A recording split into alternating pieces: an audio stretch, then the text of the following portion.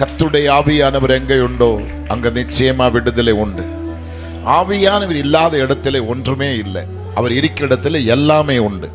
ஒரு 2 பேருக்காக சொல்ல முடியுமா பாருங்க, அவர் இருக்கிற இடத்துல எல்லாமே உண்டு. அவர் நிறைவானவராயிருக்கிறார். அவர் குறைகளை நிறைவாக்குகிற தேவனாயிருக்கிறார். ஆமேன். இன்றைக்கு ராத்திரி உங்களுக்கு என்ன வார்த்தை கொடுக்க வேண்டும் என்று காத்திருக்கும் பொழுது அவர் கொடுத்த வார்த்தையை உங்களுக்கு நான் ஷேர் பண்ண ஆசைப்படுகிறேன். நேற்று ராத்திரி பரிசுத்த ஆவியானவர் உங்களோடு தெளிவாக பேசினார். பகல் கூட்டத்திலே அவர் மகிமையாக நமக்குள்ளே இடம்பெற்றார்கள்.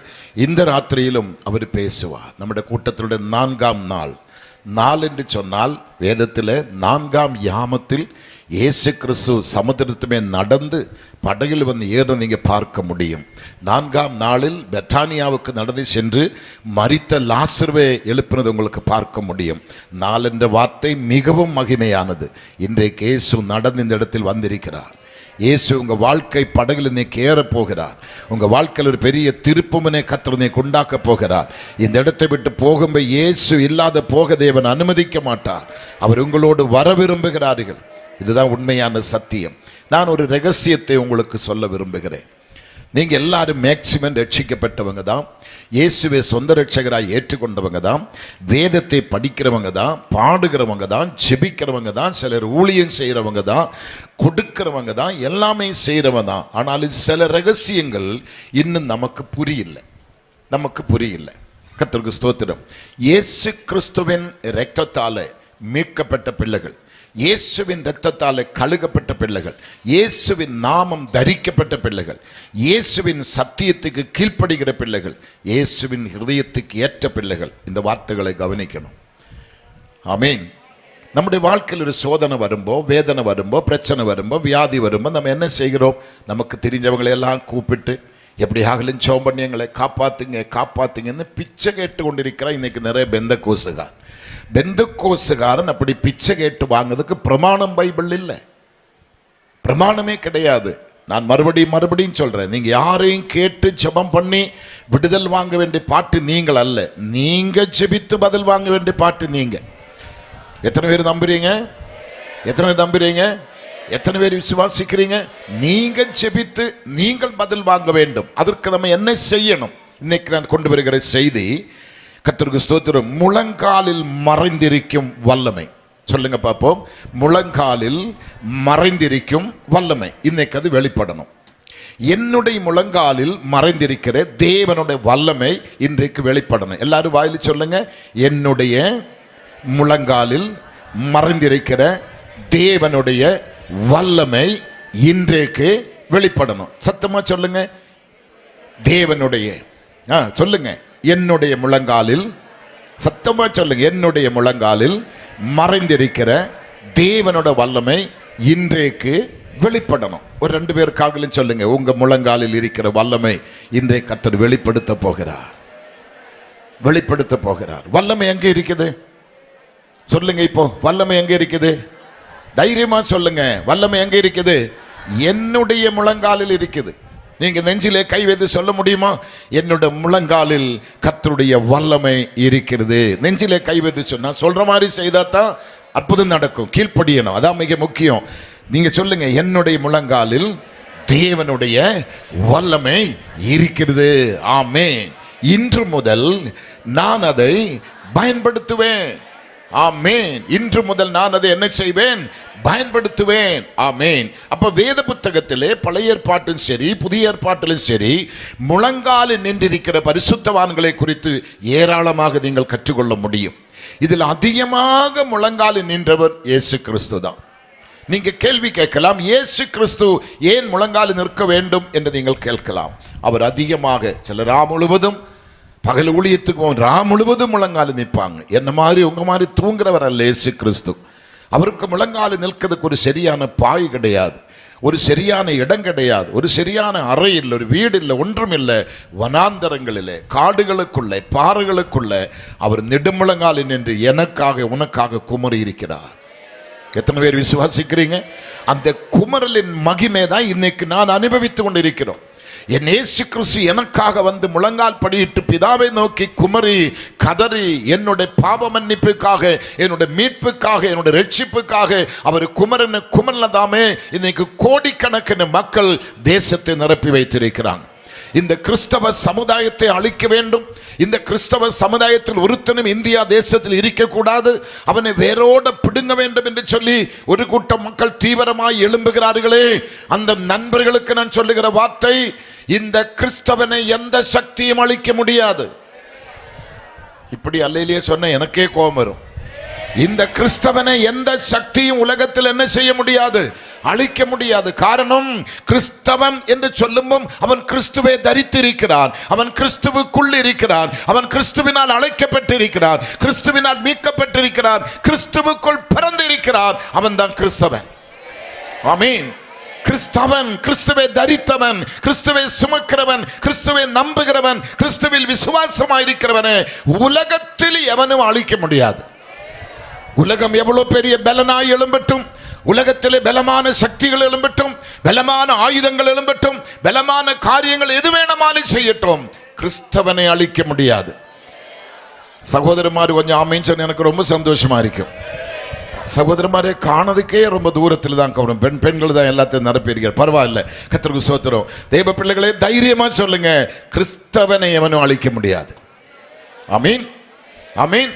சிலர் சொல்றாங்க, கிறிஸ்தவ சில விசுவாசிகள் சொல்றாங்க, ஊழியக்காரங்க சொல்றாங்க, எங்களுக்கு விருதம் அவங்க செய்வன செய்யறாங்க பாஸ்டர், எங்களுக்கு விருதம் இவங்க செய்வன, அவங்க ஏவுதல் அனுப்புறா, இவங்க அனுப்புறா என்று சொல்றாங்க. சில கிறிஸ்தவ விசுவாசிகள் நல்ல பெந்தகோஸ்து விசுவாசி, அமாவாசி வருதுக்கு 2 நாள் முன்னாடியே எங்க வீட்டில் பிரச்சனை ஆரம்பமாகுது, என் பிள்ளைக்கு இப்படி வருது. இதெல்லாம் அபாண்டமான பொய். எந்த அமாவாசி வந்தாலும், எந்த மாந்திரிகம் செய்தாலும், எந்த சூன்யம் செய்தாலும், எந்த ஏவுதல் அனுப்பினாலும், எத்தனை யாகம் நடத்தினாலும் கிறிஸ்தவனை சீண்ட முடியாது, கிறிஸ்தவனை அணுக முடியாது. அவன் கிறிஸ்துவுக்குள் இருக்கிறான், அவன் கண்மலையின் வெடிப்பில் இருக்கிறான், அவனை உள்ளங்கரங்களில் வரைந்து வைத்திருக்கிறான். அவன் இயேசுவின் நாமம் தரிக்கப்பட்டவன், இயேசுவின் இரத்தத்தால் முத்திரிக்கப்பட்டவன், அவன் மேல் அடையாளம் இருக்கிறதுனால அவனை யாரும் சேதப்படுத்த முடியாது. அப்படியானா இந்த கிறிஸ்தவன் என்ன செய்யணும், அதுதான் இன்னைக்கு நம்ம பார்க்க போறோம். எடுத்து வாசிங்க அப்போஸ்தலர் நடபடியின் புஸ்தகம் 9ஆம் அதிகாரத்தில் 40வது வசனத்தை முதல் பார்ப்போம். பேதுரு எல்லாரையும் வெளியே போக செய்து முழங்கால் படியிட்டு ஜெபம் பண்ணி பிரேதத்தின் புறம்பாக திரும்பி, தபிதாளே எழுந்திரி என்றான். அப்பொழுது அவள் தன் கண்களை திறந்து பேதுருவை பார்த்தார்கள். அவன் அவளுடைய கையை கொடுத்து அவளை எழுந்தருள பண்ணி பரிசுத்தவான்களையும் விதவைகளையும் அழைத்து அவளை உயிருள்ளவளாக அவர்களுக்கு முன் நிறுத்தினான்.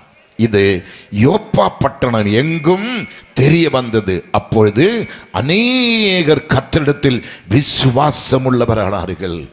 ஆமீன். அதோட மேல் சில வசனத்தை நீங்கள் படித்து பார்க்கும்போது, ஆமீன், 37 அந்நாட்களில் அதோட 36ஆம் வசனத்தை பாருங்களேன். யோப்பா பட்டணத்தில்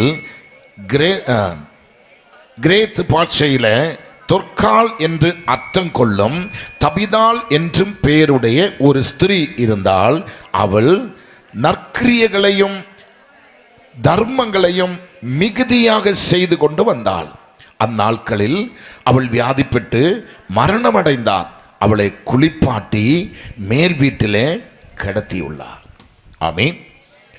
இந்த தபிதாள் ஒரு நற்சாட்சி பெற்றவள், ஆண்டவருக்காக ஏராளமான தர்மம் செய்கிறவள், ஒரு முதிர் வயதுள்ள ஒரு பெண், புருஷன் இல்லை, பிள்ளைகள் இல்லை, யாரும் இல்லை, ஒரு பெண். அந்த பெண்ணினுடைய வாழ்க்கையில ஒரு வியாதி வந்தது. அந்த வியாதி அவளை மரணத்துக்குள்ளே கொண்டு சென்றது. நான் ரொம்ப விசுவாசிக்கிற ஒரு வார்த்தை அடிக்கடி உபயோகப்படுத்துகிற பார்த்தேன், என் தேவன் ஒருபோதும் தன் பிள்ளைகளுக்கு தீன்மை செய்ய மாட்டார். நீங்க எப்பவுமே உங்க வாயில் அதை உபயோகப்படுத்தணும். என் ஆண்டவர் ஒருபோது எனக்கு என்ன செய்ய மாட்டாங்க, தீன்மை செய்ய மாட்டார். அவர் எனக்கு செய்தால் அது நன்மையாக தான் இருக்கும். ஒருவேளை என் வாழ்க்கையில இருள் சூழ்ந்த சூழ்நிலைகள் ஏற்படலாம், எல்லாராலும் கைவிடப்பட்ட சூழ்நிலை ஏற்படலாம், எல்லாராலும் வெறுக்கப்பட்டு ஒதுக்கப்பட்ட சூழ்நிலை ஏற்படலாம், கொடிய வாதம் என்ன ஆமீன் தாக்கலாம், மரணமே எனக்கு ஏற்பட்டாலும் என் தேவன் எனக்கு என்ன செய்ய மாட்டார், தீங்கு செய்ய மாட்ட நம்பிக்கை உங்களோட வாழ்க்கையில் வரணும். இந்த மரண செய்தி பேதுரு கேட்டு உடனடியாக புறப்பட்டு வந்து ஆமீன் எல்லாரையும் வெளியே அனுப்பிவிட்டு அவன் போய் அந்த பிரேதத்துக்கு முன்பாக முழங்கால் படியிடுகிறார். ஆமீன் ஆமீன். சந்தோஷமா இருக்கிறீங்களா? மகிழ்ச்சியா இருக்கிறீங்களா? கர்த்தருக்கு பிரேதத்துக்கு முன்பாக முழங்கால் படியும். பைத்தியக்காரன் தானே, மரித்தவனுக்கு முன்பாக வந்து முழங்கால் படிக்கிறதுக்கு அவன் பைத்தியக்காரன் தானே போல நமக்கு தெரியும். இல்ல, அவன் பைத்தியத்தை தெளிய வைக்கிறவனாயிருக்கிறார். ஆமீன் சொல்லுவோமா? இப்ப முழங்காலுக்குள்ள இருக்கிற மகிமை, முழங்காலுக்குள்ள இருக்கிற வல்லமை, முழங்காலுக்குள்ள இருக்கிற பவர் நீங்கள் புரிந்து கொள்ளாததான் கஷ்டங்களும் தோல்விகளும் வியாதிகளும் துன்பங்களும் துயரங்களும் மரணமும் ஏற்படும் பொழுது நீங்கள் வெட்கப்பட்டு போக காரணம் உங்கள் முழங்காலில் இருக்கிற மகிமையை நீங்க மிஸ்யூஸ் பண்றீங்க, நீங்க அதை உபயோகப்படுத்துறது இல்லை. ஆனபடி இன்றையிலிருந்து இந்த நாளில் இருந்து கர்த்தருக்கு ஸ்தோத்திரம், உங்க முழங்காலை உபயோகப்படுத்தணும். ஆமீன். உங்க லைஃபிலே நீங்கள் முழங்காலில் கை வைத்து ஜெபிக்கிற அனுபவம் உண்டா? என் முழங்காலை பலப்படுத்தும் ஆண்டவரே, என் முழங்காலுக்கு பலன் தாரும் ஆண்டவரே, என் முழங்காலில் நிற்கக்கூடிய கிருபை எனக்கு தாரும் ஆண்டவரே. ஒரு நாளாகலும் ஜெபித்தது உண்டா? நீங்க இவ்வளவு தலையில கை வைத்து ஜெபிக்கலாம், வயிற்றிலே கை வச்சு ஜெபிக்கலாம், நெஞ்சு வலி நெஞ்சிலே கை வைத்து எங்கெங்கயோ கை வச்சு ஜெபிக்கலாம். ஆனா முழங்காலை பலப்படுத்தும், என் முழங்காலை அபிஷேகம் பண்ணும், என் முழங்காலுக்குள்ள பலன் உண்டாகட்டும் என்று ஜெபிக்கிறது மிகவும் குறைவுதான். நான் அடிக்கடி சொல்லுகிற வார்த்தை, சத்தியமாகாததை சாத்தியமாக்கக்கூடிய பவர் இந்த முழங்காலில் இருக்கிறது. சாத்தியமாகாததை சாத்தியமாக்கக்கூடிய வல்லமை இந்த முழங்காலில் இருக்கிறது. சாத்தியமாகாததை சாத்தியமாக்கக்கூடிய பவர் என்னோட முழங்காலில் இருக்கிறது. இப்போ இந்த தபிதாளுடைய வாழ்க்கையில மரித்தார்கள், அவளை குளிப்பாட்டினார்கள், அவளை கொண்டு போய் மரண படுக்கையில படுக்க வைத்து அங்கு ஒப்பாரிகள் நடந்து கொண்டிருக்கிறது. அவளை சுற்றி நின்று அவள் செய்த நன்மைகளை சொல்லி விதவைகள் அழுது கொண்டிருக்கிறார்கள். வெளியில் அவருடைய அடக்காராதனைக்குள்ள காரியங்கள் ஏற்பாடுகள் நடந்து கொண்டிருக்கிறது. எல்லாம் இருந்தாலும் பேதுருவை குறித்து கேள்விப்பட்டு பேதுருவு கால் அனுப்பி உடனடியாக பேதுருவை வீட்டுக்குள்ளே கொண்டு வந்து மேல் வீட்டிலே கொண்டு விடும் பொழுது நீங்க எல்லாம் கொஞ்சம் வெளியே போங்க சொல்லி எல்லாரும் வெளியே போக செய்து அவன் பிரேதத்துக்கு முன்பாக முழங்கால் படியிட்டா. இப்படி ஆமீன் சொல்றீங்க? பேதுரு எல்லாரையும் வெளியே போக செய்து முழங்கால் படியிட்டு ஜெபம் பண்ணி பிரேதத்தின் புறமாக திரும்பி, பிரேதத்தின் புறமாக திரும்பி, கர்த்தருக்கு ஸ்தோத்திரம், எப்போ முழங்கால் படியிட்டு ஜெபம் பண்ண பிற்பாடு அவனுக்குள்ள ஒரு வல்லமை எழுப்பி வந்திருக்கிறது. அந்த வல்லமை என்ன தெரியுமா? மரணத்தின் கண்ணிகளை தெறிக்க வைக்கக்கூடிய வல்லமை, மரணத்தின் கட்டுகளை அவிழ்க்கக்கூடிய வல்லமை, மரணத்தை ஜெயிக்கக்கூடிய பவர், மரணத்தை மேற்கொள்ளக்கூடிய அதிகாரம் அவன் ஜெபித்த பொழுது அவனில் வந்து இறங்கிவிட்டது. அந்த நேரத்தில் அவனை மிஸ்யூஸ் பண்ணாம நேர அவன் பிரேதத்துக்கு நேராக திரும்பி என்ன சொன்னா தெரியுமா? பிரேதத்தின் புறம்பாக திரும்பி, தபிதாளே எழுந்திரி என்றார். தபிதாளே எழுந்திரி என்றார். தபிதாள் எப்படி இருக்கிறாங்க? மரித்து போய் குளிப்பாட்டி கட்டிலே வெள்ள வஸ்திரம் தரித்து அவருடைய வாயும் மூக்கு எல்லாம் கட்டி கையெல்லாம் கட்டி காலெல்லாம் கட்டி பிரேதத்தை படுக்க வைத்திருக்கிறார். ஆமீன் சொல்லுவோமா? தாடையிலே கட்டி இருக்குது, மூக்கிலே காட்டன் வைத்திருக்குது, விரல்கள் கையும் காலும் விரல்கள் கட்டப்பட்டிருக்குது, கை கால் விரித்து வெள்ள வஸ்திரம் உடுத்தி வெள்ள வஸ்திரத்தால் போர்த்தி ஒரு பிரேதம் கட்டில் கிடக்கும் பொழுது ஒரு பைத்தியக்காரன் எழும்பி நின்று அவருடைய முன்பாக திரும்பி நின்று, தபிதாளே எழுந்திரு. இது உண்மையிலே பைத்தியம் என்று நீங்க நினைக்கலாம். இல்ல இல்ல, ஹல்லேலூயா. நான் சொல்றது விளங்குதா உங்களுக்கு? இந்த மகிமை எங்க இருக்குது? இந்த மகிமை எங்க இருக்குது? இந்த பவர் எங்க இருக்குது? இந்த வல்லமை எங்க இருக்குது? அப்ப இந்த முழங்கால நீங்க மிஸ்யூஸ் பண்ணலாமா? சொல்லுங்க வேகமா. முழங்கால நீங்க மிஸ்யூஸ் பண்ணலாமா? ஒரு இஸ்லாமிய சமுதாயத்தை எடுத்து பாருங்க. இன்னைக்கு இஸ்லாமிய சமுதாயத்தை எவனும் தாக்க முடியாது, எவனும் அழிக்க முடியாது. அவன் இன்னைக்கு கொழுந்து விட்டு வளர்ந்து எந்த ஸ்தானத்திலே கொண்டு நிற்க காரணம் என்ன தெரியுமா? அவன் எப்பொழுதுமே தொழுகை செய்யும் பொழுது எப்படி தொழுகை செய்யறாங்க? நம்ம மாதிரி காலு மேல் வைத்து ஈசி சேர்லே சாஞ்சு படுத்து அல்லே கட்டிலே குப்புறப்படுத்து அவன் ஜெபிக்கிறது இல்லை. அவன் நெடுமுழங்காலில் நின்று கர்த்தர் நாமத்தை மகிமைப்படுத்துகிறார். அவன் அறிந்த சத்தியத்தில், அவன் கற்ற சத்தியத்தில் அவன் அதை பயன்படுத்துகிறதுனால, அதை அவன் மிஸ்யூஸ் பண்ணாம 5 வேளையில் அவன் தொழுகை செய்கிறதுனால அந்த சமுதாயத்தை கர்த்தர் மேல் தூக்கி கொண்டு போய் கொண்டிருக்கிறார். அப்படியானால் ஈசா நபியை நம்புகிற பிள்ளைகள் அப்படி ஆசீர்வதிக்கும் பொழுது இயேசு கிறிஸ்துவை நம்புகிற பிள்ளைகளுக்கு எப்படி இருக்கணும்? ஈசா நபி மரித்து அடக்கம் பண்ணப்பட்டு 3ஆம் நாள் எழும்பின சரித்திரம் பைபிள் இல்லை. இந்த ஈசா நபி யாரு? நீங்களும் நானும் பிரசங்கிக்கிற இயேசு கிறிஸ்து. எத்தனை பேர் விசுவாசிக்கிறீங்க? நமக்கு என்ன வித்தியாசம்? நம்ம ஒரு உயிருள்ள தெய்வத்தை ஆராதிக்கிறோம். மரித்தும் மரணத்தை வென்று உயிர்த்தெழுந்த உயிருள்ள தெய்வத்தை நம்ம ஆராதிக்கிறோம். மரித்தவர் மத்தியிலே ஜீவதேவனை தேடுவதேனோ, அவர் இங்கே இல்லை, அவர் சொன்னபடியே உயிர்த்தெழுந்தார் சொல்லி உயிர்த்தெழுந்த மரணத்தை வென்ற, மரணத்தின் கண்ணிகளை தெறிக்க செய்த, மரணத்தையும் பாதாளத்தையும் வென்று ஜெயித்த, மரணத்தின் பாதாளத்தின் திறவுகோலை தட்டி எடுத்து உன்னதத்தில் வீற்றிருக்கிற இயேசுவை தான் நான் பிரசங்கித்துக் கொண்டிருக்கிறேன். அந்த இயேசுவின் நாமத்தில் நீங்கள் எவைகளை வேண்டிக் கொள்ளுகிறேனோ, எவைகளை கேட்டுக்கொள்ளுகிறேனோ அதை கொடுக்க கர்த்தர் வல்லவராய் இருக்கிறார். அவர் தான் சொன்ன, என் நாமத்தில் கேளும், என் நாமத்தில் எவைகளை கேட்பீர்களோ அவைகளை நான் உனக்கு தருவேன். எத்தனை பேர் சந்தோஷமா இருக்கிறீங்க? அப்படின்னா உங்களுடைய ஜெபத்தினுடைய ஸ்டைல் கொஞ்சம் மாற்றணும். உங்களுடைய ஜெபத்தினுடைய காரியங்களுக்கு ஒரு மாற்றங்களை கொண்டு வரணும். ஜெபிக்கிறதுக்கு நீங்க டைம் பார்க்க கூடாது, ஜெபிக்கிறதுக்கு நேரம் பார்க்க கூடாது, ஜெபிக்கிறதுக்கு சிச்சுவேஷன் எதுவுமே பார்க்க கூடாது. எங்கும் உங்களால் ஜெபிக்க முடியும். ஆமீன். நான் அதிகமாக ஃப்ளைட்டில் பயணம் பண்ணுறேன், ட்ரெயினில் பயணம் பண்ணுறேன், காரில் பயணம் பண்ணுறேன். நான் ஆண்டவரோடு பேசிக்கொண்டு தான் இருப்பேன். எத்தனை சந்தோஷமா இருக்கிறீங்க? ஃப்ளைட்டில் ஆனாலும் எனக்கு ஜெபிக்க தடை இல்லை, ட்ரெயினில் ஆனாலும் எனக்கு ஜெபிக்க தடை இல்லை, காரில் ஆனாலும் எனக்கு ஜெபிக்க தடை இல்லை. ஜெபிக்கிறவனுக்கு எங்குமே தடை இருக்காது. தடைகளை நீக்கிறதான் ஜெபம். நம்புறீங்களா? தடைகளை மாற்றுகிறதான் ஜெபம். ஜெபிக்கிறவன் எங்குமே தடைகளை கண்டு பயப்படுகிறவன் அல்ல. இங்கே உலகத்தில் ஒரு மனுஷன் செய்யாதது ஒன்றே பேதுரு செய்கிறார். முழங்கால் படியிட்டு ஜெபித்து பிரேதத்துக்கு முன்பாக திரும்பி, தபிதாளே எழுந்திரி, அவள் கண்களை திறந்தார். கையை நீட்டி அவளை பிடித்து எழுப்பி பரிசுத்தவான்களையும் விதவைகளையும் அழைத்து, இதாங்க நீங்க குளிப்பாட்டுன்னு போனோம், இதாங்க நீங்க படுக்க வைத்தது, மூக்கிலே காட்டுன்னு எடு, தாடையிலே கட்டுகளை அவிழ்த்து விடு, கைகால் கட்டுகளை அவிழ்த்து விடு, நீங்க குளிப்பாட்டி கல்லறைக்குள்ளே கொண்டு போக வைத்த பிரேதம் இதா உங்க முன்னாடி நிக்கிற பாருங்க. எத்தனை பேர் விசுவாசிக்கிறீங்க? இதை கண்டு அநேகர் விசுவாசித்தார்களாம். ஆமீன். நீங்கள் நானும் கண்டு விசுவாசிக்கிற மக்களா இருக்க கூடாது, அனுபவத்திலே விசுவாசிக்கிற மக்களா இருக்க வேண்டும். ஹல்லேலூயா. என் இயேசுவால் கூடாத காரியம் ஒன்றும் இல்லை என்கிற அந்த ரகசியம் நீங்கள் புரிந்து கொள்ள வேண்டும். ஆமீன். புரிந்து கொள்ள. நம்ம பெந்தகோஸ்துக்காரர் தான் இந்த கைதட்டி பாட்டு பாடி ஆராதிப்பாங்க. ஆமீன். கைதட்டி பாட்டு பாடின என்ன நன்மை உண்டாகும்? இந்த கை கடன் வாங்காம உன்னை கடைசி வரைக்கும் பாதுகாப்பா. நம்ம தான் அதிகமாக கரங்களை உயர்த்தி அப்பாவை ஆராதிப்பாங்க. இந்த கரங்களை உயர்த்த உயர்த்த உன்னோட வாழ்க்கையை கர்த்தர் உயர்த்தி கொண்டே இருப்பா. கரங்களை தட்ட தட்ட தட்ட உன் தரித்திரங்கள் எல்லாம் ஒளிஞ்சு போயிடும், உன் பஞ்சம் ஒளிந்து போகிடும், உன் கை ஆசீர்வதிக்கப்படும். உன் 10 நரம்புள்ள வீணைகள் தெய்வத்தை மகிமைப்படுத்துது.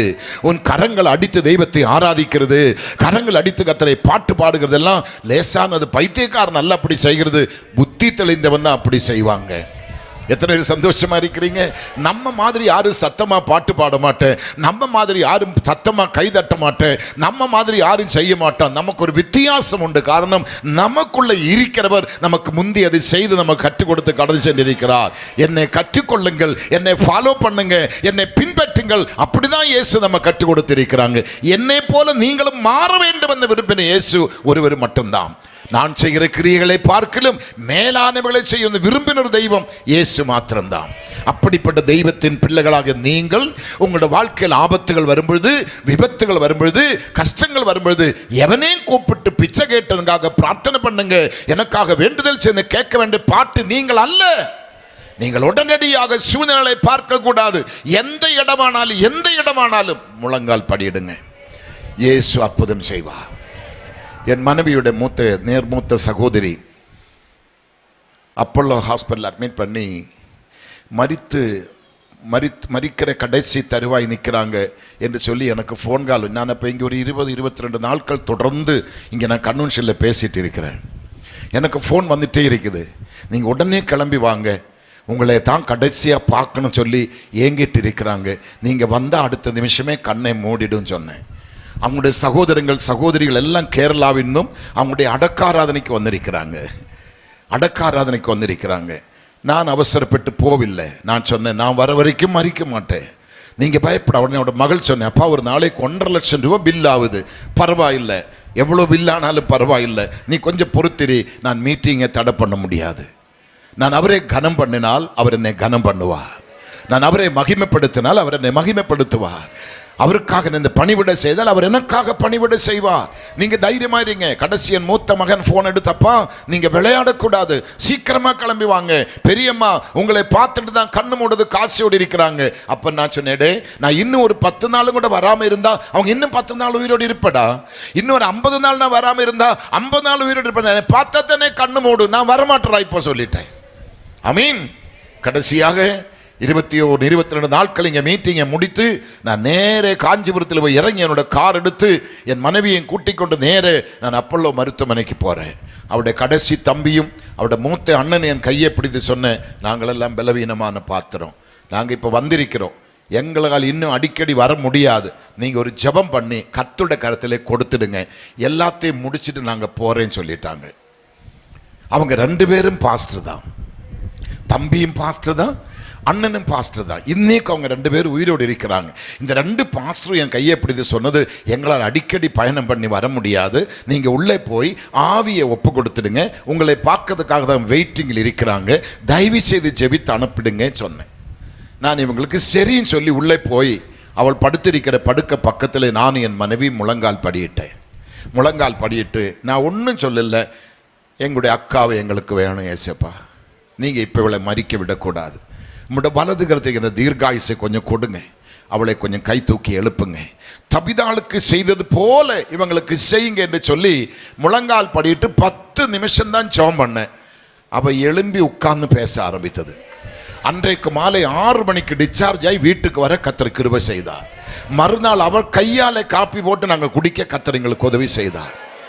இந்த வந்திருக்கிற அண்ணனும் தம்பி எல்லாம் பேபேன்னு பார்க்குறேன், நாங்கள் இன்னும் போயிட்டு வரணுமா? கர்த்தருக்கு ஸ்தோத்திரம். நான் சொல்லுகிறது, முழங்கால் சாதாரணமானது அல்ல.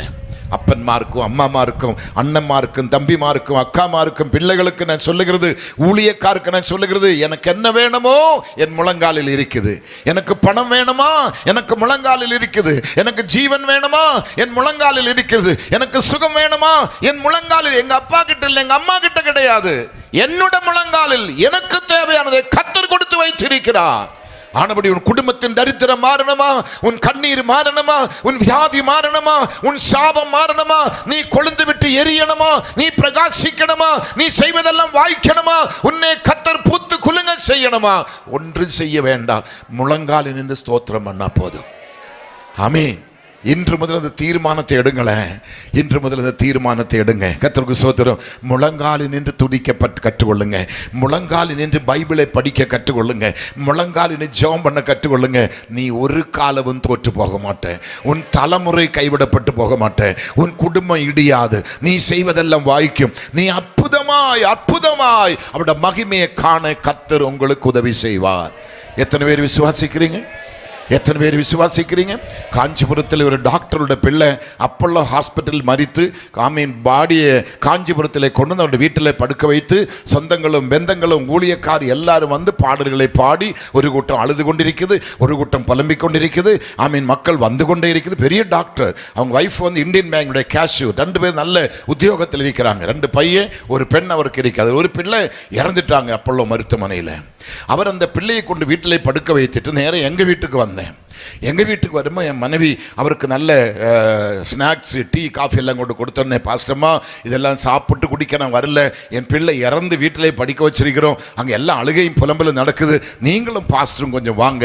நீங்கள் பாஸ்டர் மரித்து கடந்த பொழுது அவரை ஜெபம் பண்ணி எழுப்புறது உண்மையானால், நான் அதை நம்ப வேண்டுமானால் இப்போ நீங்கள் வீட்டுக்கு வந்து என் பிள்ளை நீங்கள் எழுப்பணும். ஒரு டாக்டர், படித்த ஒரு மேதை, கர்த்தருக்கு ஸ்தோத்திரம். அவர் எத்தனையோ மணி நேரத்து பிற்பாடு அப்பல்லோ இருந்து பாடி கொண்டு வந்து இருக்கிறாங்க. 75 கிலோமீட்டர் பயணம் பண்ணி காஞ்சிபுரத்தில் வந்திருக்கிறாங்க. பிள்ளையை குளிப்பாட்டி படுக்க வச்சிருக்கிறாங்க. அவர் சொன்ன வார்த்தை, நீங்க பாஸ்டரை உயிரோடு எழுப்புறது உண்மையானால் பாஸ்டர்மா இன்னைக்கு வந்த பிள்ளை எழுப்பி கொடுங்க.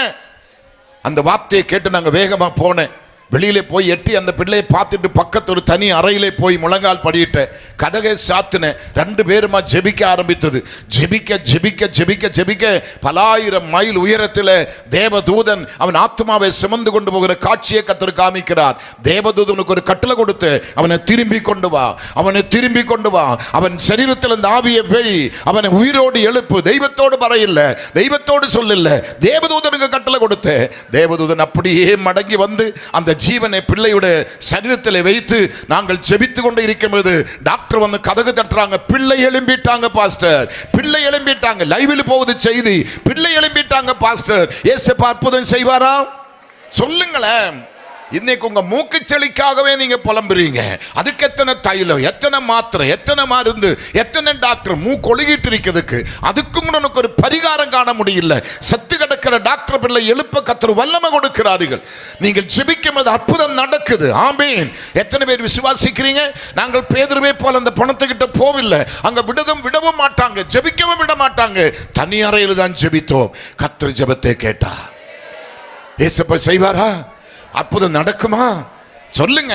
இன்னைக்கு 45 வருஷமா நான் ஃபுல் டைம் இந்த ஊழியத்தில் இருக்கிற, பெரிய ஸ்தாபனத்தில் இருக்கிற, பெயர் பெற்ற ஒரு ஸ்தாபனத்தில் இருக்கிற, பெரிய இடத்தில் இருக்கிற, பெரிய ஊழியத்தை செய்கிற. ஆனால் அழைத்த நாள் முதல் இந்த நாள் வரையிலும் என் ஸ்தாபனத்துக்கிட்டோ என் சொந்த பந்தத்துக்கிட்டோ ஒரு மனுஷங்கிட்ட போய் கை நீட்டாதபடி என் தெய்வம் என் ஊழியத்தை மானித்து கனம் பண்ணி என் ஊழியத்தை கௌரவித்து கொண்டே வருகிறார். எத்தனை மரணம் எனக்கு வந்தது, எத்தனை வியாதி எனக்கு வந்தது. என் எலும்புக்குள்ளே புற்றுநோய், போன் கேன்சர் வந்தது. என்னை மரித்தார்னு சொல்லி தூக்கி போட்டது. எது நடந்தாலும் என் இயேசுவின் நாமத்தில் ஜெபிக்கும் பொழுது அவர் ஜீவனை கொடுக்கிறார், அவர் வல்லமையை கொடுக்கிறார். இன்றைக்கு பகல் கூட்டம் முடித்து நான் வெளியே இறங்கும்பொழுது ஒரு தம்பி ஓடி வந்து சொன்னேன், பாஸ்டர் நீங்க காஞ்சிரக்கோடு சபையில் ராத்திரி கொஞ்ச நேரம் ஜெபம் பண்ணிட்டீங்க. என் அம்மாவோட மார்பில் இந்த கட்டியுடைய அளவு குறைஞ்சிருக்குது. எங்கள் அம்மாவோட மார்பில் இருக்கிற கேன்சர் கட்டுடைய அளவுகள் சுருங்கி இருக்குது, குறைஞ்சிருக்குது என்று சொல்லும்போது அந்த அம்மாவை கூப்பிட்டு நான் சொன்னேன், இன்னும் அந்த கட்டி அங்கே இல்லை, அது சுகமாயிட்டு.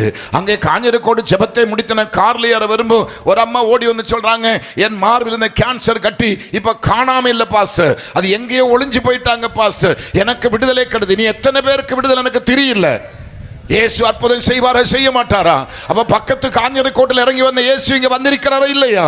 அந்த கட்டியை கரைத்தவன் கட்டியை கரைப்பாரா இல்லையா? உன் 4th ஸ்டேஜ் கேன்சர் மாற்றுவாரா இல்லையா? அதுக்கு மருந்து எங்க இருக்குது? அதுக்கு விடுதலை எங்க இருக்குது?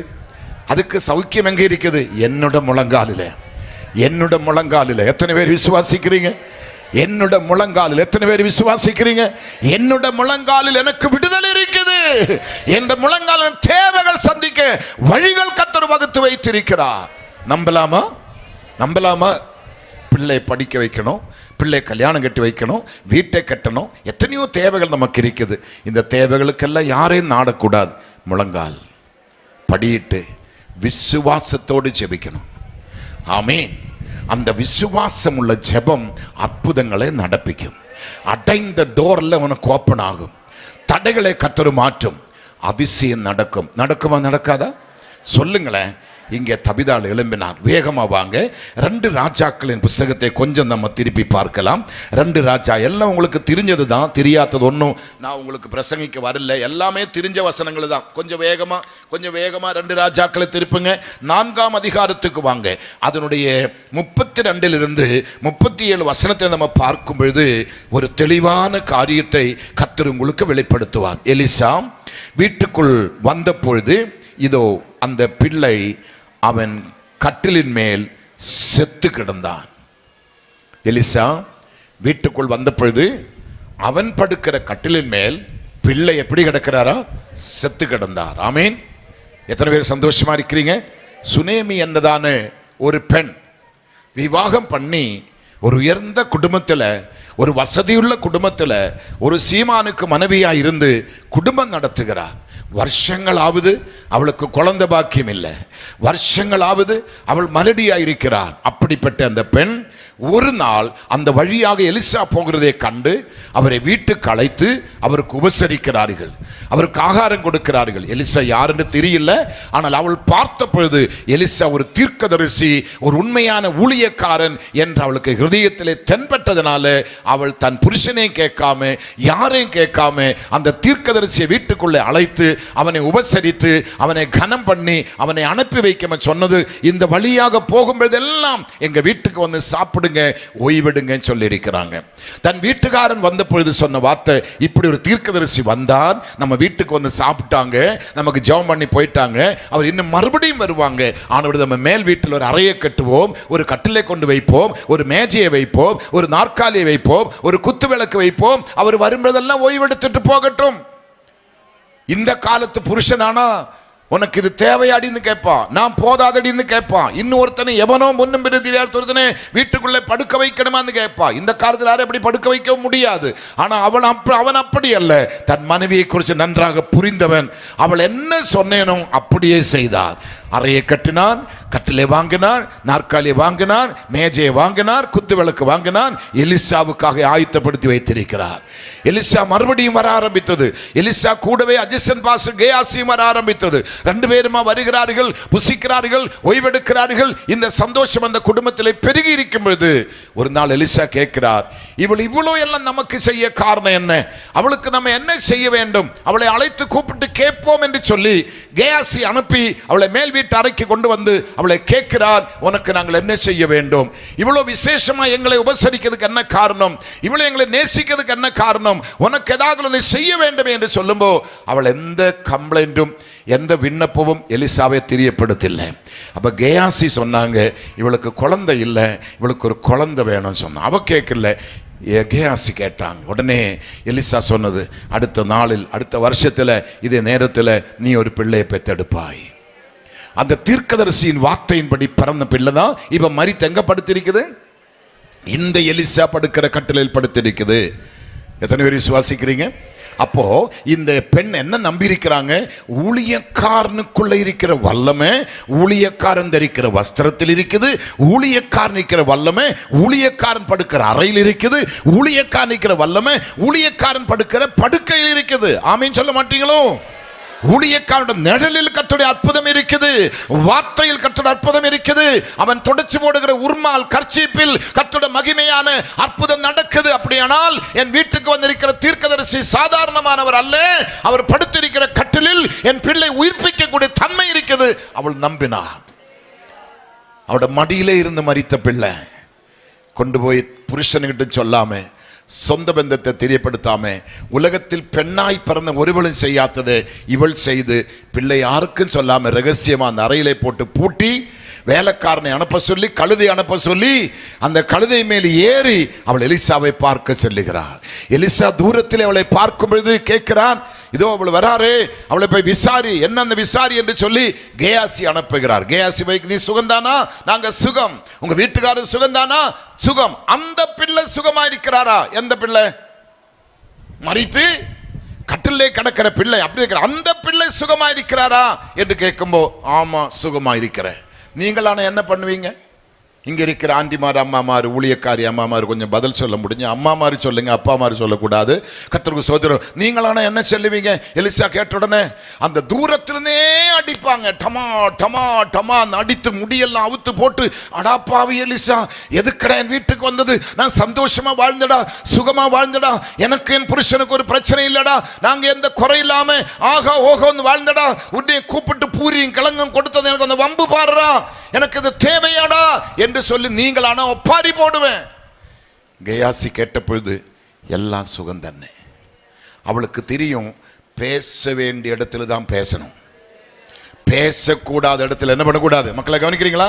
பேசக்கூடாத இடத்துல என்ன பண்ணக்கூடாது, பேசக்கூடாது. எங்க தெரியப்படுத்தணுமோ அங்க தெரியப்படுத்தணும். ஆமீன். அங்க தெரியப்படுத்தணும். எலிசாவிடத்தில் போனார், நீ என் வீட்டுக்கு வரணும், நீ வாங்கி கொடுத்த பிள்ளை மரித்துன் கட்டிலே படுக்குது. உடனே எலிசா என்ன பண்ணான்? கோலை எடுத்து கேயாசின் கையில் கொடுத்து நீ போடான்னு சொன்னேன். அவன் போனான், போய் அறையில் பிள்ளை பார்த்தான், கோல் பிள்ளை மேல் வைத்தது, எல்லாம் நடந்தது. ஒன்றும் நடக்காம அவன் திரும்பி வருது. இதுதான் கேயாசி பாஸ்டர். ஆமீன். திரும்பி வந்த பொழுது இவள் என்ன சொல்ற, நான் உண்மை விட மாட்டேன், நீங்க எழும்பி வரணும், நான் கேயாசி அழைக்க வரல, உண்மைதான் அழைக்க வந்தேன். கேயாசிக்கு நான் அறகட்டி கொடுக்கல, உமக்கு தான் அறகட்டி கொடுத்தேன். கேயாசிக்கு நான் சமைச்சு போடல, உனக்கு தான் சமைச்சு போட்டேன்.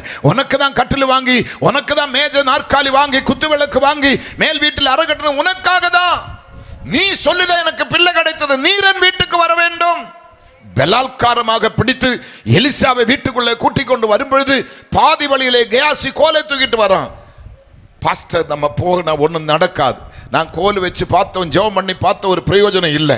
கர்த்தருக்கு ஸ்தோத்திரம். கேயாசி வேதத்தில் எங்குமே முழங்காலில் நின்று நான் பார்க்கவே இல்லை. ஆனால் எலிசா முழங்காலில் நிற்கிறவனா இருக்கிறார். அவனும் பாஸ்டர், இவனும் பாஸ்டர். മനസ്സിലാകുന്നുണ്ടോ? அவனும் பாஸ்டர், இவனும் பாஸ்டர். எலிசா சாதாரணப்பட்ட ஆள் இல்லை, ஒரு பெரிய தீர்க்கதரிசி. அந்த தீர்க்கதரிசியோடு கூட இருக்கிற கேயாசி யாராக மாற வேண்டும்? அவனும் தீர்க்கதரிசியா மாற வேண்டும். எலியாவை எதுக்கு எலிசா பின்பற்றினார்? அவனுக்குள்ள இருக்கிற அபிஷேக வல்லமை எனக்கு இரட்டிப்பாய் வேணும். வாங்கினாரா? வாங்கினாரா? எலியா உயிரோடு இருக்கும் 7 அற்புதம் செய்திருக்கிறார். அப்படியான இப்ப எலிசா 14 அற்புதங்களை செய்யணும். அந்த புதிய அபிஷேகத்தை வாங்கி இருக்கிறாங்க. எலிசா மரிக்கிறதுக்கு முன்னே 13 அற்புதங்கள் செய்தார். மரித்து அடக்கம் பண்ணப்பட்டு எங்கேயோ பள்ளத்திலே போட்டு போயிருக்கிற போல அங்கே 1 வருஷத்துக்கு பிற்பாடு அவன் படுத்து கிடந்த இடத்துல ஒருத்தனுக்கு எலும்பு இருந்தது. யாருடைய எலும்பு? எலிசாவின் எலும்பு. இப்போ ஒருத்தனுடைய சரீரத்தினுடைய பணம் பாடையில சுமந்து கொண்டு வரும்பொழுது எதிரிகளை கண்டு பயந்து அந்த பள்ளத்திலே போட்டு போனா போல எலிசாவுடைய அந்த செத்து போன எலும்பை தொட்ட உடனே அவன் எலும்பி உட்கார்ந்துட்டு இருக்குது. அவன் 14 அற்புதத்தை இயேசு யாருக்கும் கடக்காரன் அல்ல. முழங்கால் நிற்கிற அப்பா, அம்மா, சகோதர, சகோதரி, ஊழியரே, உனக்கு ஏசப்பா கடக்காரன் அல்ல. நீ கேட்டதிலும் அதிகமாய் கர்த்தர் கொடுக்கிற வல்லமை உள்ள தேவன். உன் முழங்கால் ஜெபத்தை புறங்கணிக்கிற கர்த்தர் அவர் அல்ல. உன் முழங்கால் மன்றாட்டை புறங்கணிக்கிற தெய்வம் அவர் அல்ல. உனக்கு பதில் கொடுக்கிற தெய்வம். அவன் மரித்து 1 ஆண்டுகளுக்கு பிற்பாடு மரித்து நாரி கடந்த, செல்லரித்து கடந்த, எறும்பரித்து கடந்த அந்த எலும்பு துணுக்கே தொட்ட மாத்திரத்தில் பூதம் எழும்பி நிற்குது. மரித்த பிரேத எழும்பி நிற்குது.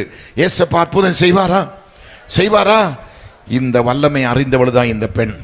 அவள் எலிசாவை அழைத்து கொண்டு போனார். எலிசா வீட்டுக்குள்ளே வந்தார். கேயாசியை இந்த அம்மா எல்லாம் வெளியே அனுப்பி கதகை பூட்டி உள்ளே போய் அந்த பிள்ளை மேல் குப்புற படுத்து வாயோடு, கண்ணோடு, கையோடு, நெஞ்சோடு, வயரோடு வைத்து படுத்து கிடந்து குப்புற கிடந்து வேண்டுதல் செய்தும் விடுதல் இல்லை. எழும்பினார், அந்த அறைக்குள்ளே உலாவினார், மறுபடியும் போய் அவ்வண்ணமாகவே படுத்தார். அடுத்த நிமிஷம் பிள்ளை 7 தும்மி எழும்பி உட்கார்ந்துட்டு இருக்கிறான். ஆலையிலேயே எல்லாம் சொல்ல மாட்டீங்களா? 7 தும்மி பிள்ளை எழும்பி இருக்கு. உடனே கேயாசிக்கு சொன்ன உடனே அவளை அழைச்சு கொண்டு வந்தார். அவள் வீட்டுக்குள்ளே வந்தார், அறைக்குள்ளே வந்தார், பிள்ளையை கொடுத்தார். பிள்ளை எடுக்கிறதுக்கு முன்னே அவள் என்ன செய்து தெரியுமா? அதே வசனத்தில் பிள்ளை எடுக்கிறதுக்கு முன்னே அவள் என்ன செய்தாங்க பாருங்க. கர்த்தருக்கு 37ஆம் வசனம் என்ன சொல்லுது பாருங்க. அப்பொழுது அவள் உள்ளே போய் அவன் பாதத்தில் விழுந்து தரை மட்டும் பணிந்து தன் குமாரனை எடுத்துக்கொண்டு வெளியே போனான். ஆமென். என்ன செய்யறாங்க? நீங்களான என்ன பண்ணுவோம்? அந்த ஆர்த்தியினால பரவேசத்தின ஐயோ என் பிள்ளை உயிரோடு எழும்பினான்னு சொல்லி வாரி கட்டி ஒரே கும்மாலம் பண்ணுவாங்க. கெட்டின புருஷனே தெரியப்படுத்தில்லை, பக்கத்து வீட்டு தெரியப்படும். அவன் வீட்டில் எத்தனை வேலைக்காரர் இருப்பான், ஒருத்தருக்கும் தெரியாது. அவளுக்கும் தெய்வத்துக்கும் மட்டும்தான் தெரியும். அடுத்து 3வது நபர் யாருக்கு? கேயாசிக்கும் எலிசாவுக்கும் தான் மேட்டர் தெரியும், யாருக்குமே விஷயம் தெரியாது. அவ புருஷன் வீட்டுக்கு வந்த பொழுது பிள்ளை பதிவு போல விளையாடி கொண்டிருக்குது. அற்புதம் இயேசு செய்வாரா? இந்த நாற்காலி இருக்கிற அம்மாமார்கள் எல்லாம் அப்படி இருக்கிறாங்க, ஏதோ ஸ்க்ரூ போட்டு டைட் பண்ணி. உயிர் இருக்குதா உங்களுக்குள்ள? நாற்காலியில் இருக்கிறவங்களுக்கு உயிர் இருக்குதா? கொஞ்சம் கை கொஞ்சம் அசத்தா எனக்கு கொஞ்சம் சந்தோஷமா இருக்கும். ஒரு சிலதுக்கு இருக்குது, ஒரு சிலதெல்லாம் போயிட்டு எடுத்துக்கொள்ளப்பட்டாங்க. நல்ல காலம் இந்த 4ஆம் நாள் கண்ணூசில் எடுத்துக்கொள்ளப்பட்டு எவ்வளோ பெரிய பாக்கியம். உயிர் இருந்தால் கொஞ்சம் கை அசத்து காமிங்கன்னு சொல்கிறேன். தரித்திரம் பிடித்து இப்படி காமிக்கிறோம், அப்படி பண்ணக்கூடாது. தைரியமா இருக்கணும். இயேசுவாலே கூடாத ஒன்றுமில்லை. ஆமென். எத்தனை பேர் விசுவாசிக்கிறீங்க? அப்ப மரித்து நார்ன ஒரு புணத்தை எழுப்ப தெய்வத்தால முடியுமா? முடியாதா? இங்க பேதுரு ஜெபிக்கிறார், தபிதால் நடக்கிறார். இங்க எலிசா ஜெபிக்கிறார், பிள்ளை ஓடி விளையாடுகிறார். இன்றைக்கு வாழ்க்கையில மரித்து கிடக்கிற எந்த ஒரு விஷயமாய் கொள்ளட்டுமே, நீ காலாகாலங்களா ஜெபித்து பதில் கிடையாம தோற்று போன விஷயமா இருக்கட்டுமே, என்னை எப்படி ஜெபிப்பது, யாருத்துல சொல்லி ஜெபிப்பது, பதிலே இல்லை சொல்லி நீ வெட்கப்பட்ட விஷயமா இருக்கட்டுமே, இன்றைக்கு வீட்டிலே போய் 10 நிமிஷம் முழங்கால் படியிடு. 10 நிமிஷம் தூங்குறதுக்கு முன்னே முழங்கால் படியிட்டு அந்த விஷயத்து மேல் கையை வச்சு ஸ்தோத்திரம் பண்ணு. நாளைக்கு சூரியன் உதிக்கிறதுக்கு முன்னே உன் வாசல் படியை தட்டி உனக்கு பதில் வரப்போகுது. இயேசு உனக்கு பதில் கொடுக்க வல்லவராயிருக்கிறார். ஆமென். இயேசு உனக்கு பதில் கொடுக்க அவர் யாராயிருக்கிறாங்க? வல்லவராயிருக்கிறார். தருவாரா? தருவாரா? சொல்லுங்க. கர்த்தர் செய்வாரா? அற்புதம் நடக்குமா? வேகமா சொல்லுங்க. நடக்குமா? நடக்குமா? அற்புதம் நடக்குமா? அதிசயம் நடக்குமா? விடுதலை கிடைக்குமா? இயேசுப்பா செய்வாரா? நிச்சயம் செய்வார். இப்ப இயேசு அங்க அற்புதத்தை. அடுத்தது வேகமா வாங்க, நம்ம பார்க்க போறோம். அப்போஸ்தலர் நடபடியின் புஸ்தகத்தை கொஞ்சம் திருப்புங்க பார்ப்போம். அப்போஸ்தலர் நடபடியின் புஸ்தகம் வேகமா வரணும். அப்போஸ்தலர் நடபடி, ஆமென். அந்த புஸ்தகத்தில் மறுபடியும் நம்ம பார்க்க போறோம். 7ஆம் அதிகாரத்தை திருப்புங்க. 7ஆம் அதிகாரம் அதனுடைய 60வது வசனத்தை பாருங்க. 7ஆம் அதிகாரத்தில் 60வது வசனம் பாருங்க.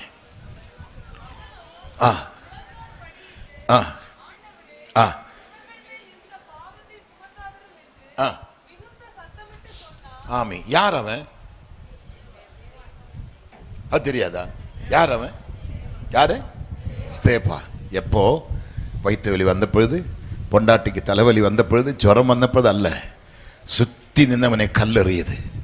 அவருடைய சரீர ரத்தம் பீறி பாயுது. செதைகள் எல்லாம் கல்லுகள் அடியேற்று பிச்சு செதறி போகுது. உயிர் பிரிகிற நேரத்தில், மரிக்கிற நேரம் வந்த பொழுது முழங்கால் படியிட்டு அவனை கல்லெறிகிற தூஷிக்கிற மக்களுக்கு தண்டனை கொடுக்க கூடாதுன்னு சொல்லி முழங்கால் படி ஜெபம் பண்ணி ஜீவனை விட்டாராம். அப்படியான ஒரு பரிசுத்தவான் மரிக்கும்போது எப்படிதான் மரிக்கணும்? சொல்ல மாட்டீங்களோ? மரிக்கும்போது எப்படிதான் மரிக்கணும்? ஒரு பரிசுத்தவான் மரிக்கிறதுக்கு முன்னாடி என்ன செய்யணும்? இந்த ஸ்தேப்பானுடைய ஜெபத்தை காப்பி அடிக்கணும். ஸ்தேப்பான் செய்தது போல நீங்களும் செய்யணும். ஸ்தேப்பானுடைய ஸ்டோரி எடுத்து பேச எனக்கு இங்க முன்னாடி நேரம் கிடையாது. இதை எடுக்க போனா மாச கணக்குன்னு பேச வேண்டிய ஒரு ஸ்டோரி இது. இது ஒரு பெரிய சரித்திரம். ஸ்தேப்பானுடைய சரித்திரம். அவன் நிமித்தம் என்னென்ன சாத்தியமாகிறது, எவ்வளவு பெரிய அற்புதங்கள் அதிசயங்கள் நடந்தது, எத்தனை சபைகள் ஸ்தாபிக்கப்பட்டது, இதெல்லாம் எடுக்கக்கூடிய வாய்ப்புகள் எனக்கு முன்பாக இங்க இல்லாததுனால ஒன்று நான் சொல்லுகிறேன். மரிக்கும் பொழுதும் தன் எதிரிகளுக்காக ஜெபித்து அவங்களை சிட்சிக்க கூடாது சொல்லி முழங்கால் படிட்டு ஜெபித்த ஒரு மனுஷன் தான் இந்த ஸ்தேப்பான். ஆமென். எத்தனை சந்தோஷமா இருக்கிறீங்க? அப்ப அந்த ஸ்தேப்பான் மரித்து எங்க போயிருப்பாங்க?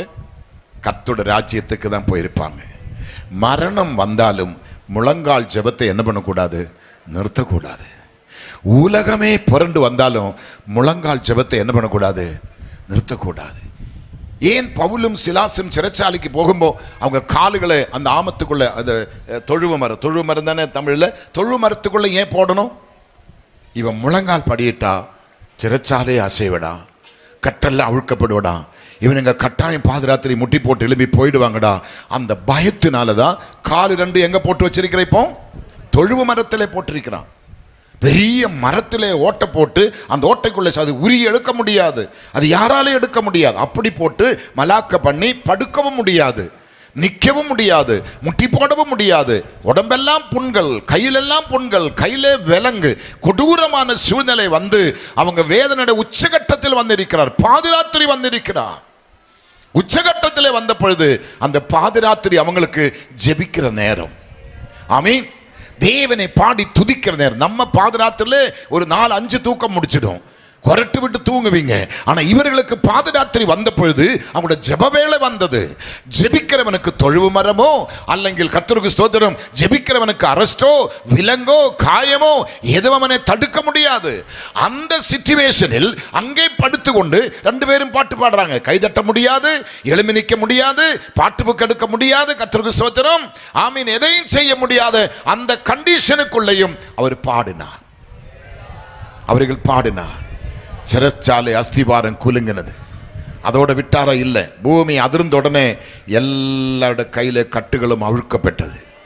எல்லா அடையுண்ட டோர் ஓப்பன் ஆயிட்டு. எத்தனை பேர் விசுவாசிக்கிறீங்க? எல்லா அடையுண்ட டோர் என்ன ஆயிட்டு?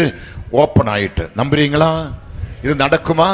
சொல்லுங்க. நீ பிசாசினால் கட்டப்பட்டிருக்கலாம், பிசாசினால் தாக்கப்பட்டிருக்கலாம், உன்னோட பிசினஸிலே பல பாதிப்பு வந்திருக்கலாம், விவசாயத்திலே பாதிப்பு வந்திருக்கலாம், படிப்பிலே பாதிப்பு வந்திருக்கலாம், எத்தனையோ விதத்தில் உங்களை பிசாசு அரஸ்ட் பண்ணி கட்டி வைத்திருக்கலாம். முன்னேறவே முடியல. எப்படி உழைத்தும் எப்படி சம்பாதித்தும் எந்த செழிப்பும் எந்த மகிமையும் உங்களால் அனுபவிக்க முடியல. விடுதலை கிடையாது. எத்தனை பேர் ஜெபிக்கிறாங்க, எந்த விடுதலை இல்லை. ஆனால் இவர்கள் பாடி துதித்த பொழுது பூமி அதிர்ச்சி உண்டாயிற்று. எல்லாருடைய கட்டுகளும் அவிழ்க்கப்பட்டது.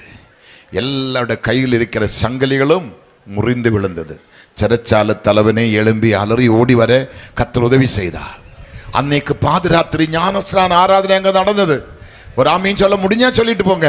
அன்னைக்கு பாதிராத்திரி என்ன நடந்தது? ஞானஸ்நான ஆராதனை நடந்தது. எத்தனை பேர் விசுவாசிக்கிறீங்க? அப்படி இந்த சபையிலே நம்ம ஜெபிக்கும் பொழுது கர்த்தருக்கு ஸ்தோத்திரம். இதை சுத்தி இருக்கிற ஜனோட கட்டுகள் அவிழ்க்கப்படுது. சுத்தி இருக்கிற ஜனோட சிறை கதைகள் திறக்கப்படுது. அவர்கள் விடுவிக்கப்பட்டு சபைக்கு வருகிறார். அவர்கள் விடுவிக்கப்பட்டு சபைக்கு வருகிறார். ஆமென்.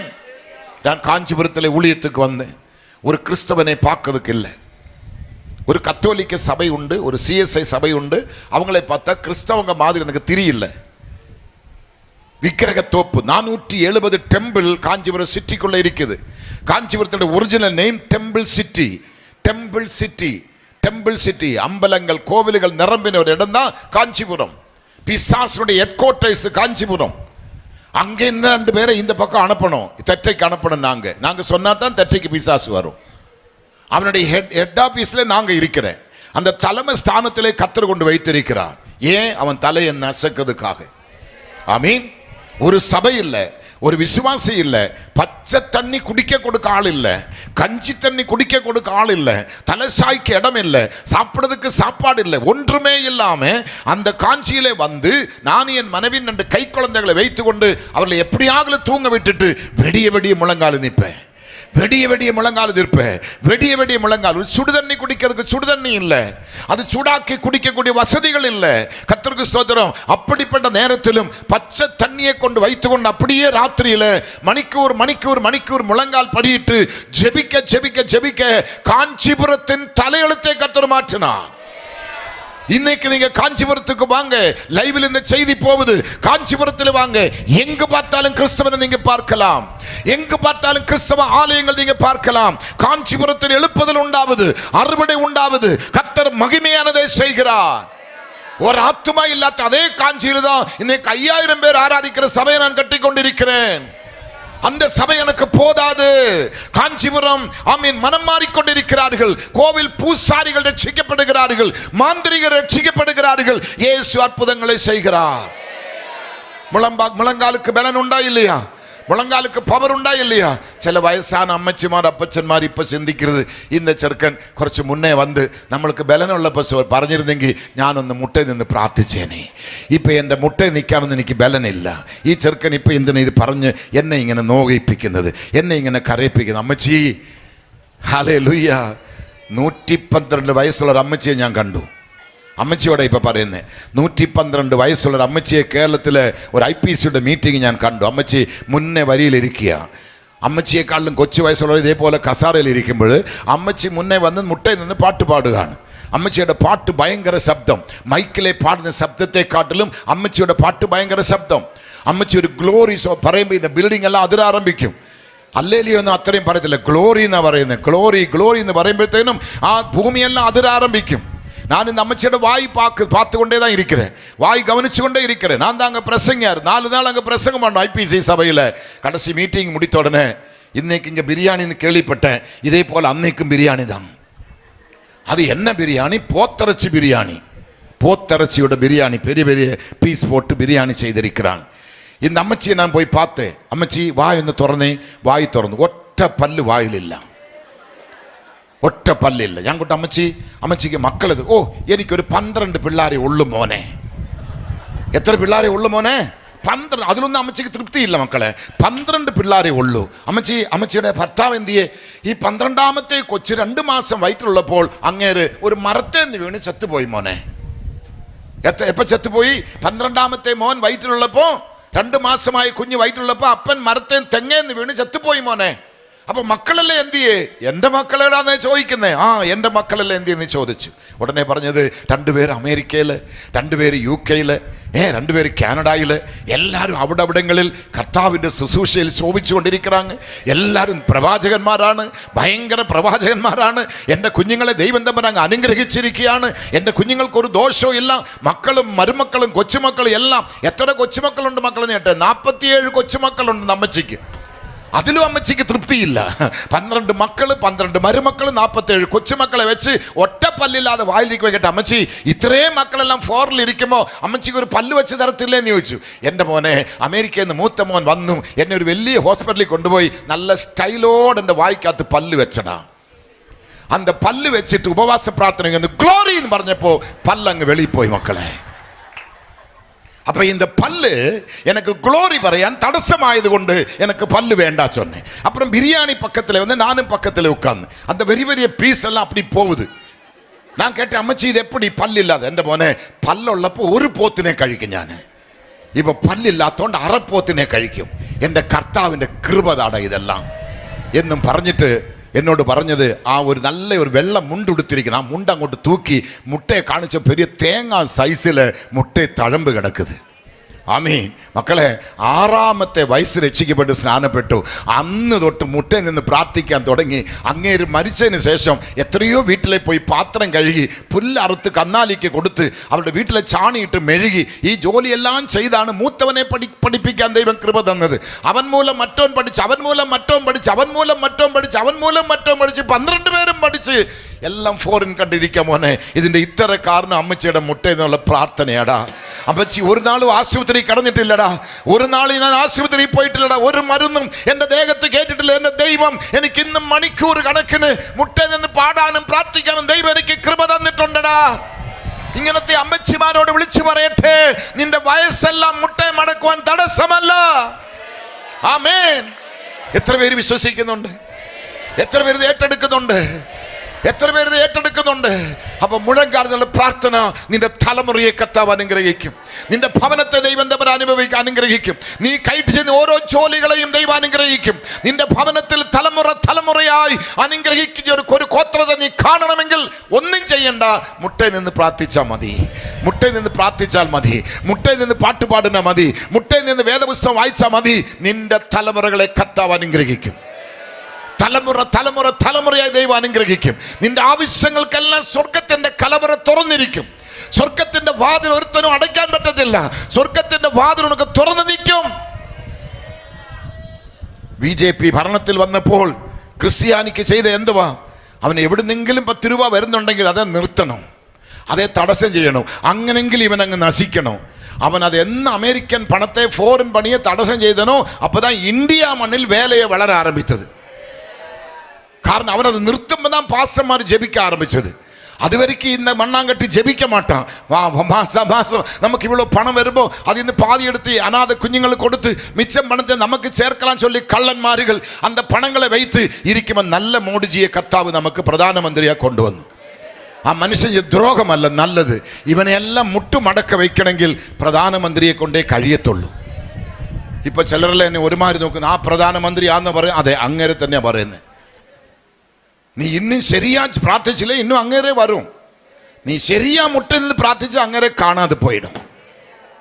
ഞാൻ ധൈര്യமாக தான் പ്രസംഗിക്കുന്നത്, ലൈവിൽ தான் പ്രസംഗിക്കുന്നത്. എനിക്കെല്ലാം ഒന്നും പേടിക്കേണ്ട ആവശ്യമില്ല. എൻ്റെ മുഴങ്കാലിൽ കർത്തരുടെ മഹത്വமான വല്ലമ இருக்குது. സാധ്യമാകാത്തதை സാധ്യമാക്കக்கூடிய പവർ, സാധ്യമാകാത്തதை സാധ്യമാക്കக்கூடிய വല്ലமை, என் கைவிட்டு போனதை மறுபடி நான் தூக்கி எடுக்கக்கூடிய மகிமை என்னோட முழங்காலில் இருக்குது. எத்தனை பேர் விசுவாசிக்கிறது? அப்படியே இன்று முதல் முழங்காலுமே கைவை. என் முழங்காலை பலப்படுத்தும் அப்பா. என் முழங்காலுக்கு சக்தி தாரும், பலன் தாரும். காண்டா மிருகத்துக்கு ஏற்ற ஒரு பலன், மான்களுக்கு ஏற்ற ஒரு பலன் என் கால்களுக்கு தாங்க. கர்த்தருக்கு காத்திருக்கிறவர்கள் புது பலன் அடைந்து கழுகுகளை போல சட்டைகள் அடித்து உயர்வேனே தவிர தாழ்ந்து போன சரித்திரம் இல்லை. எத்தனை பேர் விசுவாசிக்கிறீங்க? உயர்வேனே தவிர தாழ்ந்து போன சரித்திரம் இல்லை. எத்தனை பேர் சந்தோஷமா இருக்கிறீங்க? எத்தனை பேர் விசுவாசிக்கிறீங்க? அப்ப இந்த செய்திக்கு பிற்பாடு நீங்க என்ன செய்யணும்? வீட்டில் போய் முழங்கால் படிட்டு செபிக்கணும். முழங்கால் இருந்து கர்த்தரை துதிக்கணும். முழங்கால் இருந்து வேதத்தை படிக்கணும். ஏசப்பா அற்புதம் செய்வாரா? இப்ப இந்த பிள்ளை உயிரோடு எழும்பினாரா? சொல்லுங்களேன். எழும்பினாரா? அற்புதம். ஸ்தேப்பான் எப்படி ஜெபித்தது? மரிக்கிற நேரத்தில் முழங்கால் படியிட்டு என்ன ஜெபிக்கிற பாருங்க. அவனும் முழங்கால் படியிட்டு, ஆண்டவரே இவர்கள் மேல் இந்த பாவத்தை சுமத்தாதிரும் என்று மிகுந்த சத்தமிட்டு சொன்னான். இப்படி சொல்லி நித்திரை அடைந்தான். நல்ல மரணம். ஆமென். இப்படி சொல்லி நித்திரை அடைந்தார். வேகமாக வாங்க, 2 வசனத்தோடு முடிக்கணும். 1 ராஜாக்களின் புஸ்தகத்தை கொஞ்சம் பார்க்கலாமா? உங்களுக்கு தெரிஞ்ச பகுதி தான் 1 ராஜாக்களின் புஸ்தகம்.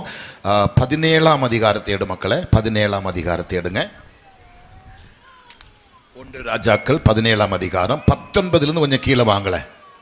அதற்கு அவன், உன் குமாரனே என்னிடத்தில் தா என்று சொல்லி அவனை அவன் மடியிலிருந்து எடுத்து தான் தங்கி இருக்கிற மேல் வீட்டில் அவனை கொண்டு போய் தன் கட்டிலின் மேல் வைத்து, என் தேவனாகிய கர்த்தாவே, நான் தங்கியிருக்க இடம் கொடுத்த இந்த விதவையின் மகனை சாக பண்ணினதினால் அவளுக்கு துக்கத்தை வரவைத்தீரோ என்று கர்த்தரை நோக்கி கூப்பிட்டு அந்த பிள்ளையின் மேல் 3 தரம் குப்புறை விழுந்து, என் தேவனாகிய கர்த்தாவே, இந்த பிள்ளையின் ஆத்துமா அவனுக்குள் திரும்பி வரப்பண்ணும் என்று கர்த்தரை நோக்கி விண்ணப்பம் பண்ணினார். கர்த்தர் எலியாவின் சத்தத்தை கேட்டார். பிள்ளையினுடைய ஆத்துமா அவனுக்குள் திரும்பி வந்தது. அவன் பிழைத்தான். அப்பொழுது எலிசா பிள்ளையை எடுத்து மேல் வீட்டில் இருந்து அவனை கீழே வீட்டுக்குள் கொண்டு வந்து அவனை அவன் தாயினிடத்தில் கொடுத்து, பார், உன் பிள்ளை உயிரோடு இருக்கிறார் என்றார். அப்பொழுது அந்த ஸ்திரீ எலிசாவை நோக்கி, நீ தேவனுடைய மனுஷன் என்றும் உம்முடைய வாயிலிருந்தும் புறக்கும் கர்த்தரின் வார்த்தை என்றும் உண்மை என்றும் இதனால் இப்பொழுது அறிந்திருக்கின்றேன். நீங்கள் அது கீழே வந்து கொஞ்சம் 2 வசனத்தை பாருங்களேன். 17ஆம் வசனத்தை படி, 16ஆம் வசனத்தை படிங்க. கர்த்தர் எலியாவை கொண்டு 17ஆம் வசனத்தை படி மக்களை. இவைகள் நடந்த பின்பு வீட்டுக்காரியாகிய அந்த ஸ்திரீயின் மகன் வியாதியில் விழுந்தான். அவனுடைய சுவாசம் போக மட்டும் அவனுடைய வியாதி அதிகரித்து கொண்டே இருந்தது. அப்பொழுது அவன் எலியாவை நோக்கி, தேவனுடைய மனுஷனே, எனக்கு உமக்கு என்ன? என் அக்கிரமத்தின் நினைக்க பண்ணவும் என் குமாரனே சாக பண்ணவும் என்னிடத்தில் வந்தீரா என்றார். அதற்கு அவன், உன் குமாரனே என்னிடத்தில் தா என்றார். ஆமீன். கடைசி வசனத்தில் அவளுக்கு விசுவாசம் வந்தது. இப்போ படித்த வசனோட விசுவாசம் நஷ்டப்பட்டு போனது. இவருடைய வீட்டில் தான் அந்த ஒருபடி மாவை தேவன் பானையை நிரம்ப செய்தது. தொடச்செடுத்து எண்ணெய் பரணியை நிரப்பினது. கிட்டத்தட்ட 4.25 வருஷம் அந்த தேசத்தில் மழை இல்லை. எல்லார் வீட்டிலும் பஞ்சம், எல்லார் வீட்டிலும் பட்டினி, எல்லாருக்குள்ள தரித்திரம் வந்து அவர்களை வாட்டி வதக்கி செத்து கொண்டிருக்கும்போது விதவை வீட்டில் 4.25 வருஷம் மழை பெய்யாமல் இருந்தாலும் மாவும் குறையில்லை, எண்ணெயும் குறையில்லை. இவ்வளோ பெரிய அற்புதம் யாருக்கும் நடக்கல. இந்த அற்புதத்தை கண்ட பிள்ளைக்கு ஒரு வியாதி வந்து மரணம் வந்த பொழுது ஊழியக்காரனை தரக்குறையாக பேசுகிறார். நீ எதுக்கு என் வீட்டுக்கு வந்தது? இதுக்கு தானா நீ வந்தது? என் பாவத்தை மறுபடியும் நினைப்பூட்ட வந்தேனோ, என் பிள்ளை சாகடிக்க வந்தேன் என்று சொல்லி அவள் குமருகிறதை பார்க்கிறோம். ஆனால் கடைசி வசனத்தில், அப்பொழுது அந்த ஸ்திரீ எலியாவை நோக்கி, நீர் தேவனுடைய மனுஷன் என்றும் உம்முடைய வாயிலிருந்து பிறக்கும் கர்த்தரின் வார்த்தை என்று உண்மை என்றும் இதனால் இப்பொழுது அறிந்திருக்கிறேன் என்றார். பிள்ளைக்கு ஜீவன் வந்ததா? சொல்லுங்களேன். பிள்ளைக்கு ஜீவன் வந்ததா? எலிசாவின் ஜெபத்திலும் அப்படி நடந்தது, எலியாவின் ஜெபத்திலும் அப்படி நடந்தது. ஆமீன் சொல்லுவோமா? ஆமீன். ஜெபாலய தலைவன் வீட்டுக்கு இயேசு போனார். அந்த சின்ன பெண்ணு மரித்து கிடக்குது. எல்லாரையும் வெளியே புறம்பே தள்ளி அங்கே போய் அவளை கையை பிடித்து அவளை கூப்பிடுகிறார். அவள் எழும்பி உட்கார்ந்திருக்கிறார். அவளுக்கு 12 வயது. அவளுக்கு கஞ்சி கொடுங்கன்னு சொல்ற இயேசு, ஆகாரம் கொடுங்கன்னு சொல்ற இயேசு உயிர்ப்பித்தாரா? நாயின் ஒரு கேசு போனார். ஒரு விதவையின் பையனை பாடையிலே சுமந்து கொண்டு வருகிறது. திரளான கூட்டம் மக்கள் அங்கே சூழ்ந்து கதறி புலம்பி மோளம் அடித்து பாடையிலே பிள்ளை சுடுகாட்டுக்கு போய் கொண்டிருக்கிறது. ஏதானும் சில நிமிஷங்களுக்குள்ளே சுடுகாட்டில் இந்த பிள்ளை எரித்து பணமாக்க போகுது. அந்த நேரத்தில் இயேசு தற்செயலாகவே அந்த வழியாக வருகிறார். அந்த திரள் கூட்டத்தின் நடுவில் பார்க்கும்போது ஒரு பெண் அழுது கொண்டு வருகிறது. இயேசு கண்டு, ஸ்திரீயே இன்னும் நீ அழாது என்று சொல்லுகிறார். அவள் தேவனுடைய பிள்ளை அல்ல, அவள் ரட்சிக்கப்பட்டவள் அல்ல, இயேசுவை அறிந்தவள் அல்ல, அவள் முழங்கால் நிற்கிறவள் அல்ல, அவள் ஒரு அந்நிய பெண்ணாக இருக்கிறார். இயேசு அவளை பார்த்து சொன்னது, இன்னும் நீ அழாதே என்று சொல்லி இயேசு விட்டாரா? இல்லை. அவள் அழாம இருக்க வேண்டுமானால் பரிகாரத்தை கொடுக்க வேண்டும், பரிகாரம் உண்டாக்க வேண்டும். அந்த பிள்ளை மரித்த சமயம் தொடங்கி எத்தனை பேர் அவளுடைய கண்ணீர் துடைத்திருப்பான், எத்தனை பேர் புலம்பி இருப்பான், எத்தனை பேர் அவளுக்கு ஆறுதலும் தைரியமும் சொல்லியிருப்பான். கண்ணீரை துடைக்க யாராலே முடியாது. சொல்லி சொல்லி நோவடித்து அள வைக்கிறது எல்லாமே அந்த கண்ணீருக்கு பரிகாரம் யாரும் கொடுக்க முடியாது. ஆனா பரிகாரி இயேசு நாயினூருக்கு வந்து அவளை பார்த்து அழாதென்று சொல்லி திரும்பி பாடையை தொட்ட பொழுது பாடையை சுமக்கிறவன் நிற்கிறது. வாலிபனை பார்த்து பேசி எழுப்ப சொல்லி அவனை உட்கார வைக்கிறது. வாலிபனை எழுப்பி தாயின் கரத்திலே கொடுக்குது. அந்த பரிகாரி இங்க வந்திருக்கிறார். எத்தனை பேர் விசுவாசிக்கிறீங்க? அப்ப இயேசுவுக்கு இந்த அற்புதம் நடக்க காரணம், அவர் மனிதனாய் பிறந்த பிற்பாடு அவர் முழங்காலில் நிற்க பழகினார். அவர் முழங்கால் படியிட பார்த்து பழகினார். அவர் முழங்காலில் பிதாவை நோக்கி குமரதுக்கு ஆரம்பித்தார், ஜெபிக்கிறதுக்கு ஆரம்பித்தார். ஊழியத்தை கரங்கிறதுக்கு முன்பே 40 நாட்கள் இரவும் பகலும் வனாந்தரத்தில் இயேசு நமக்காக பாஸ்டிங் ஜெபித்திருக்கிறாங்க. எத்தனை பேர் சந்தோஷமா இருக்கிறீங்க? எத்தனை பேர் விசுவாசிக்கிறீங்க? இன்னைக்கு பாஸ்டிங் சொன்னா அலர்ஜி, ஜெபம் சொன்ன அலர்ஜி, முழங்கால் யுத்தம் என்று அங்க சொல்லி நம்ம பிரேயர் பார்த்தோமே, அங்க நிறைய பேர் முழங்கால் நின்றார்கள், நிறைய பேர் முழங்கால் நிற்க முடியல. கர்த்தருக்கு ஸ்தோத்திரம். முழங்கால் நிற்கிறவன் தோற்று போன சரித்திரம் இல்லை. நான் இந்த காஞ்சிரக்கோடு நடக்கிற ஜெபத்தை ரொம்ப பெருமை பாராட்டு. ஏன்னு கேட்டால் நாங்கள் எல்லாம் பெரிய பெரிய பாஸ்டர்ஸ், நாங்கள் பேசுகிற மேடைகள் நீங்கள் பார்த்தா பிரமிப்பீங்க. பெரிய பெரிய கூட்டங்கள். இப்போ 21 நாள் மீட்டிங் ஸ்டார்ட் ஆகுது. அங்கே இப்போ 2 நாள் 20, 21 நாங்கள் பேசினோம். ஊரன்பில் ஐக்கிய கன்வென்ஷன் 2 நாள் பேசிட்டு தான் திருப்பி நான் வந்து விருதுநகருக்கு போகிறேன். விருதுநகரில் 3 நாட்கள் பேசணும். தொடர்ந்து பேசிட்டு இருக்கிறேன். கர்த்தருக்கு ஸ்தோத்திரம். ஆனால் ஒரு சபையும் இல்லை, ஒரு ஸ்தாபனமும் இல்லை. ஒரு முருங்கைக்காய் மாதிரி இருக்கிற போலீஸ்காரன் இவ்வளோ ஊழியக்காரையும் இவ்வளோ விசுவாசிகளையும் அந்த கிரவுண்டுக்குள்ளே சேர்க்க வேண்டுமானால் அந்த எலும்பும் தோலுமாக இருக்கிற அந்த மனுஷனோட முழங்காலில் எவ்வளோ பெரிய வல்லமை என்பதை நான் அங்கே கண்டு புரிந்து கொண்டேன். அவருக்கு முன்பாக நிற்க எனக்கு யோக்கியதை இல்லை, அவருக்கு முன்பாக நிற்க எனக்கு யோக்கியதை இல்லை என்பதை நான் புரிந்து கொண்டேன். நான் சத்தியம் சொல்கிறேன், அவர் மாதிரி என்னால் முழங்காலில் நிற்க முடியல. அவருடைய டீம் காவல்துறையில் பணியாற்றி இன்னைக்கு காக்கி சொக்காம் பார்த்தாலே நமக்கு அலர்ஜி தான். போலீஸ்காரன் சொன்னாலே நமக்கு தலை சுத்தும். அவனுக்குள்ளே அநியாயம், அவனுக்குள்ளே அக்கிரமம், அவனுக்குள்ளே கொள்ளையடிக்கிற சுபாவம், லஞ்ச பேய்கள், அதன் மத்தியிலும் காக்கி போட்ட ஒருத்தன் முழங்கால நின்று ஆமீன் இந்த குமரியை கலக்கிறது உண்மையானால், இந்தியாவுக்காக திறப்பு நிற்க உண்மையானால் முழங்காலுக்கு வல்லமை இருக்குதா இல்லையான்னு நான் உங்களை கேட்கிறேன். சொல்லுங்க வேகமா, சொல்லுங்க வேகமா. முழங்காலுக்கு வல்லமை இருக்குதா சொல்லுங்க. எங்களுக்கெல்லாம் டேட்டுக்காக மக்கள் தவம் இருக்கிறாங்க. அவர் எனக்கிட்ட வந்து தவம் இருக்குல்ல. எனக்கு ஃப்ளைட்டோ ட்ரெயினோ டிக்கெட் புக் பண்ணி எனக்கு எல்லா காரியத்தையும் ஒழுங்குபடுத்தி தான் ஒவ்வொரு மீட்டிங் என்னை கொண்டு வருவாங்க. எனக்கு 5 பைசா செலவிருக்காது. ஆனால் இது ஒன்றும் அவர் எனக்கு செய்யல. நான் வந்தேன். அப்படின்னு சொல்லுவோமா? இதுக்கு முந்தி நான் வந்தேன். அந்த ஜெபம் எனக்கு ரொம்ப பிடிச்சிச்சு. நாங்கள் இதை பார்த்து காஞ்சிபுரத்திலே போய் இவங்க 12 மணி நேரம், நாங்கள் 72 மணி நேரம். எனக்கு ஒரு வெறி வந்தது. எல்லா பாஸ்டர்ஸையும் கூப்பிட்டேன், எல்லா மக்களையும் கூப்பிட்டு 72 மணி நேரம் முழங்கால் ஜெபிக்க கர்த்தர் கிருபை செய்தார். காஞ்சியில் ஒரு பெரிய எழுப்புதலை கர்த்தர் உருவாக்கினார். முழங்கால் நின்று ஜெபிக்க, பாட, துதிக்க அதுக்கு பல ஆயிரங்களை செலவழித்து அந்த 72 மணி நேரம் இரவும் பகலுமா டீமாக வந்து ஊழியர்கள் விசுவாசிகள் ஜெபிக்க காஞ்சியில் ஒரு பெரிய திறப்புண்டாயிட்டு. அந்த ஜெபம் முடித்த பிற்பாடு எனக்கு விசாலமான இடத்தை இயேசுபா கொடுத்திருக்கிறார். ஆயிரக்கணக்கான ஜனங்கள் ஆராதிக்கக்கூடிய இடத்தை அந்த ஜெபத்துக்கு பிற்பாடு தான் இயேசுப்பா கொடுத்திருக்கிறாங்க. அந்த ஜெபத்தினோட மகிமை நான் ருசிக்கிறேன். இன்றைக்கு நான் இந்த உலகத்தில் இந்த 71வது வயசு வரைக்கும் எந்த மருத்துவமனையிலும் படுக்காம அவங்க முன்னாடி உயிரிழக்க காரணம் முழங்கால் ஜெபம் தான்.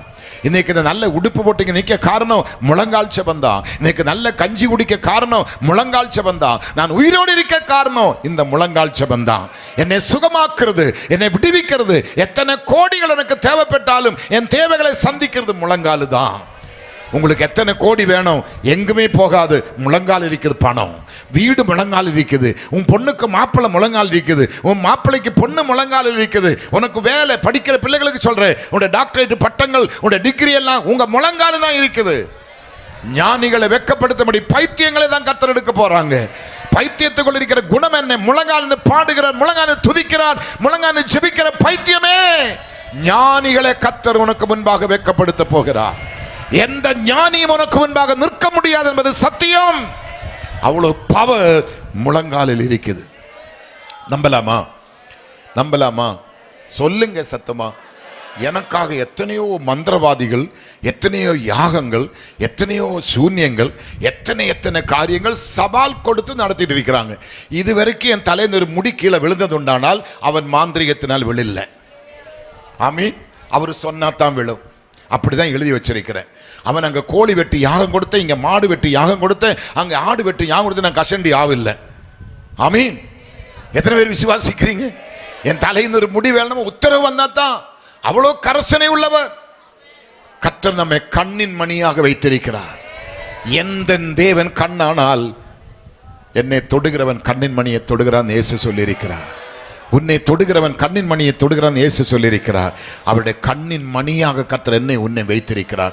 ஆனபடி உங்களோட குடும்பத்தின் தரித்திரம் மாறணும், உங்களோட வியாதி மாறணும், உங்களோட பஞ்சம் மாறணும், உங்களோட சபை பெருகணும், உங்களோட தேசம் ரட்சிக்கப்படணும், இந்த குமரி என் இயேசுவுக்கு சொந்தமாக மாறணும். ஒன்றும் செய்ய வேண்டாம், முழங்கால் நின்றா போதும். எத்தனை பேர் சந்தோஷமா இருக்கிறீங்க? முழங்காலி நின்றா போதும், முழங்காலி நின்றா போதும். எத்தனை பேர் விசுவாசிக்கிறீங்க? நீங்க அந்த மேடையில பார்த்தீங்களே, எனக்கு முன்னாடி பிரசங்கித்தவர் எல்லாம் சும்மா நீங்க போய் கூப்பிட முடியாது, சும்மா ஓடி வர முடியாது. எத்தனை வீரர்கள் அங்க வந்திருக்கிறாங்க, எத்தனை வீரர்கள் கர்த்தருக்கு சோதரம் வந்து தன் டியூட்டியை முடிச்சு தானே இறங்கி போறாங்க. அங்க ஒரு வரவேற்பு கிடையாது, நன்றி உரை கிடையாது, புகழ்து கிடையாது, சால்வு போடுறதில்லை, மாலை போடுறதில்லை. சகல துதியும் கனவும் தேவனுக்கு மட்டும்தான். எனக்கு ரொம்ப பிடித்த கர்த்தருக்கு சோதரம். சில மேடைக்கு போனா பிரசங்கிக்கிறதுக்கே நேரம் கிடைக்காது. வரவனுக்கும் போறவனுக்கும் தெருவில் போற நாய்க்கு வரைக்கும் நன்றி சொல்லுவாங்க. நன்றி சொல்லி புகழ்ந்து இருக்கிற நேரத்தை எல்லாம் திருடி கடைசி மக்களுக்கு பாதி தூக்கம் வரும்போதான் மைக் எங்கிட்ட சீக்கிரம் முடிச்சிடுங்க சொல்லும். இவனுக்கெல்லாம் ஒரு கூட்டம் தேவையான்னு நான் கேட்கிறேன். கர்த்தரை கனம் பண்ணணும். இந்த இடத்துக்கு நான் வந்து ஒரு நிமிஷம் இந்த போதகர் வீணாக எடுக்கல. ஆமீன் சொல்லுங்களேன். அந்த நேரத்தை கரெக்டாக எங்களுக்கு தருதுனால நாங்கள் ஃப்ரீடமாக வேலை செய்ய கர்த்தர் எங்களுக்கு கிருபை தருது. ஃப்ரீடமாக தைரியமாக பேசக்கூடிய கிருபை கர்த்தர் தருகிறார். செய்ய வேண்டிய டியூட்டி நேர்த்தியாக முடிக்க கர்த்தர் கிருபை தருகிறார். இப்படி ஃப்ரீடமாக எங்களை விடணும். விட்டுமா தான் உங்களுக்கு அற்புதம் நடக்கும். ஆமீன் சொல்லுவோமா? அங்கே தான் விடுதல் நடக்கும். விசுவாசிக்கிறீங்களா?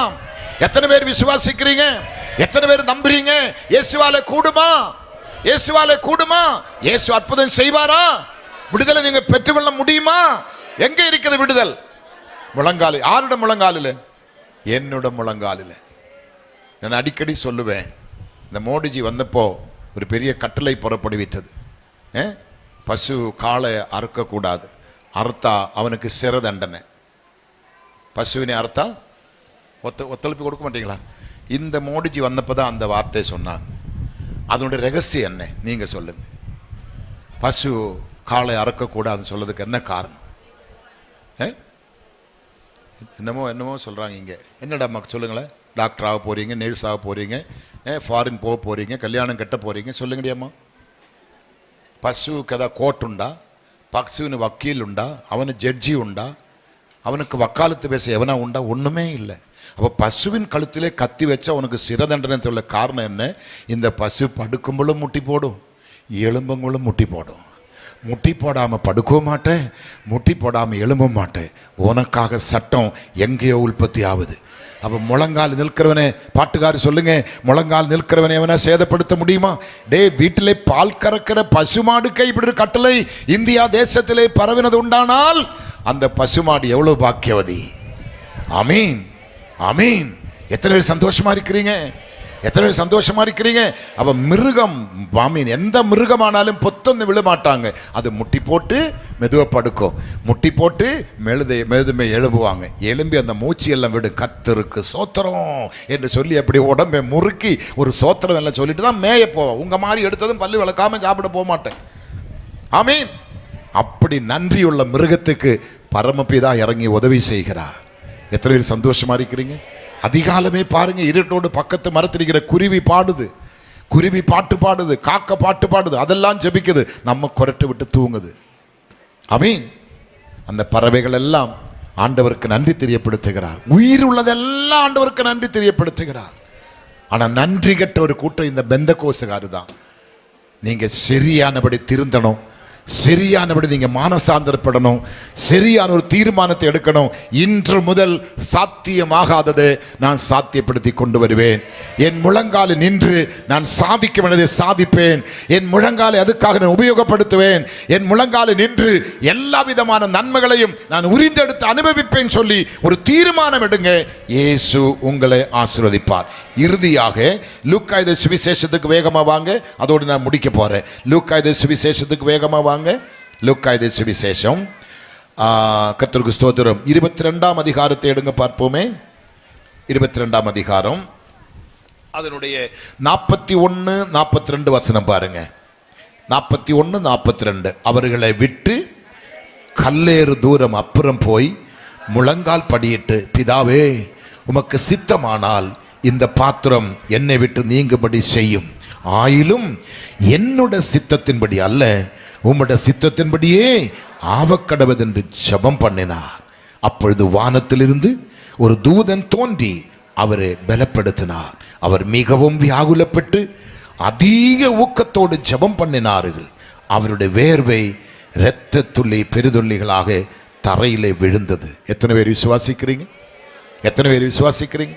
அவர் மரிக்கிறதுக்கு முன்னே, சிலுவை பாடுகளை அனுபவிக்கிறதுக்கு முன்னே, அந்த அகோர குரோர சிலுவையை அவர் சுமக்கிறதுக்கு முன்னே, கர்த்தருக்கு ஸ்தோத்திரம், அவர் ஜெபிக்கிறார். எப்படி? முழங்கால் படியிட்டு, ஆண்டவரே உமக்கு சித்தமானால் இந்த பாத்திரத்தை என்னை விட்டு எடுத்து போடும், ஆகிலும் என்னோட சித்தம் அல்ல உம்முட சித்தத்தின்படி எனக்கு செய்வாராக. அப்ப தேவ சித்தம் செய்வாராக என்று சொல்ல வேண்டுமானால் முழங்கால நிற்க பழகணும். முழங்கால நிற்கிறவன் தேவ சித்தத்துக்காக காத்திருப்பாங்க. தேவன் என்ன செய்கிறாரோ அது அவனுக்கு போதுமானதாக இருக்கும். தேவன் என்ன கொடுக்கிறாரோ அதில் அவன் திருப்தியாக இருப்பாங்க. அது இன்பமோ துன்பமோ கஷ்டமோ வியாதியோ மரணமோ எது வந்தாலும் அவன் முறுமுறுக்காம இது கர்த்தரால் ஆயிட்டு என்று சொல்லி தைரியமா இருப்பாங்க. எத்தனை சந்தோஷமா இருக்கிறீங்க? இந்த அனுபவம் இந்த கன்வென்ஷன் முடிந்ததும் நம்முடைய வாழ்க்கையில் கொண்டு வாங்க. நீங்க தேசத்தை கலக்கிற மக்களாய் மாறலாம். உங்க கிராமங்கள் பட்டணங்கள் இயேசுவுக்காக சுதந்திரிக்கலாம். உங்க சபைகள் எல்லாம் நிரம்பி துளும்பும். உங்க ஊழியக்காரர் எல்லாம் பலனாய் இருப்பாங்க. உங்க ஊழியக்காரர்கள் எல்லாம் கர்த்தர் வல்லமையான தீர்க்கதரிசிகளா மாற்றுவாராக. எத்தனை பேர் சந்தோஷமா இருக்கிறீங்க? எத்தனை பேர் விசுவாசிக்கிறீங்க? நான் இப்ப கிளம்பி வரும்போது காரில் என் மனைவியை கூப்பிட்டு ஜெபிக்கிறதுக்காக 2, 3, 4 தடவை பெல் அடித்து எடுக்கல. கடைசி என் மகன் லைவில் வந்தேன். மக்களை அம்மா எங்கடான்னு கேட்டேன். அம்மா ஒரு மீட்டிங்கில் பேசிட்டு இருக்கிறாங்கப்பா சொன்னேன். ஒரு புதிய கிராமத்தில் ஒரு புதிய இடத்துல இப்போ ராத்திரி அவங்க பேசுகிறாருன்னு சொல்லி என் மனைவி பேசுகிற சொல்லிட்டாங்க. கொஞ்ச நேரத்துக்குள்ளே அவங்களே லைவில் வந்தேன். என்னுடைய அம்மா எங்கே இருக்கிறேன், என்னிடத்தில் இருக்கப்பா, மீட்டிங் நடக்குப்பா, மைக்கு சத்தப்பா, ஒன்றும் கேட்கலப்பா, பெரிய மீட்டிங்கப்பா, நல்ல ஆசீர்வாதமான மீட்டிங், இப்போ நான் பிரசங்கம் பண்ண போகிறேன் என்று சொல்லி எனக்கு ஜெபித்து என்னை அனுப்பி விட்டுருக்கிறாங்க. நான் அவளுக்கு ஜெபிக்கல, அவளை எனக்கு ஜெபிச்சிட்டாங்க. ஆமென். அந்த கிராமம் இன்னைக்கு இயேசுவுக்கு சொந்தமாக மாறப்போகுது. ஏசப்பா செய்வாரா? ஏசப்பா செய்வாரா? ஏசப்பா தருவாரா? சொல்லுங்க, ஏசப்பா தருவாரா? நான் கேட்ட மக்களை, சனிக்கிழமை நம்மளை எங்குமே மீட்டிங் வைக்கிறது இல்லை, எப்படி இன்னைக்கு சனிக்கிழமை இல்லைப்பா, அவங்க ரொம்ப கட்டாயப்படுத்தி கூப்பிட்டப்பா, நான் டேட்டு கொடுத்துட்டப்பா, நான் போனேப்பா, நான் பேசுகிறேப்பா, கர்த்தர் பெரிய காரியத்தை செய்யறதுக்காக நீங்களும் செபித்திடுங்கப்பா. அப்படின்னா சமயம் வாய்த்தாலும் வாய்க்காவிட்டாலும் தேவனுடைய சுவிசேஷத்தை பிரசங்கிக்க நீங்களும் நானும் ஆயத்தமாக இருக்க வேண்டும். ஒரு நாளைக்கு நீங்கள் கண்ணு முடிஞ்சு தூங்குறதுக்கு முன்னே 24 மணி நேரத்துக்குள்ள ஒருவருக்காகலும் நீங்கள் இயேசுவை குறித்து சுவிசேஷத்தை அறிவிக்கணும். ஒருவருக்காகலும் உங்களுடைய அனுபவ சாட்சிகள் நீங்கள் சொல்லணும். தேவன் செய்த நன்மைகளை மறைத்து வைக்கக்கூடாது. இயேசு உண்மையுள்ள தெய்வம், அவர் நல்லவர், அவர் ரட்சிக்கிறவர், அவர் அன்புள்ளவர். எதையாகலும் ஒன்று நீங்கள் மக்களுக்கு சொல்லாமல் தூங்கக்கூடாது. அதுதான் ஒரு பெந்தகோஸ்துக்காரன் தலைமையில் இருந்த கடமை.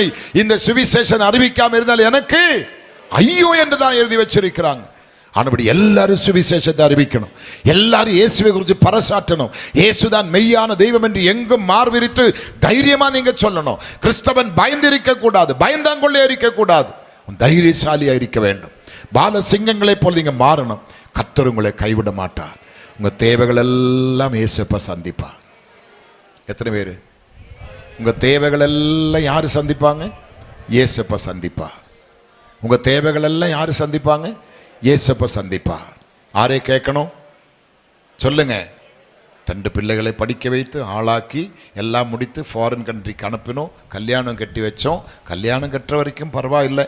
கல்யாணம் கட்டின பிற்பாடு தரித்திரம். ஒரு 10 ரூபா சுக்கு காப்பி குடிக்கிறதுக்கு அனுப்பி வைக்க மாட்டாங்க. பாஸ்டர், நான் ஒருத்தியாக இங்கே உட்காந்து சாகிறேன், நான் குடும்பமாக கஷ்டப்படுறேன், எந்த சப்போர்ட்டும் இல்லை பாஸ்டர். நீ பிள்ளையை பார்க்காது, இயேசுவே பாரு. ஆமீன். ஃபாரின் போன பிள்ளையை பார்க்காத இயேசுவை பாரு. ஆமேன்.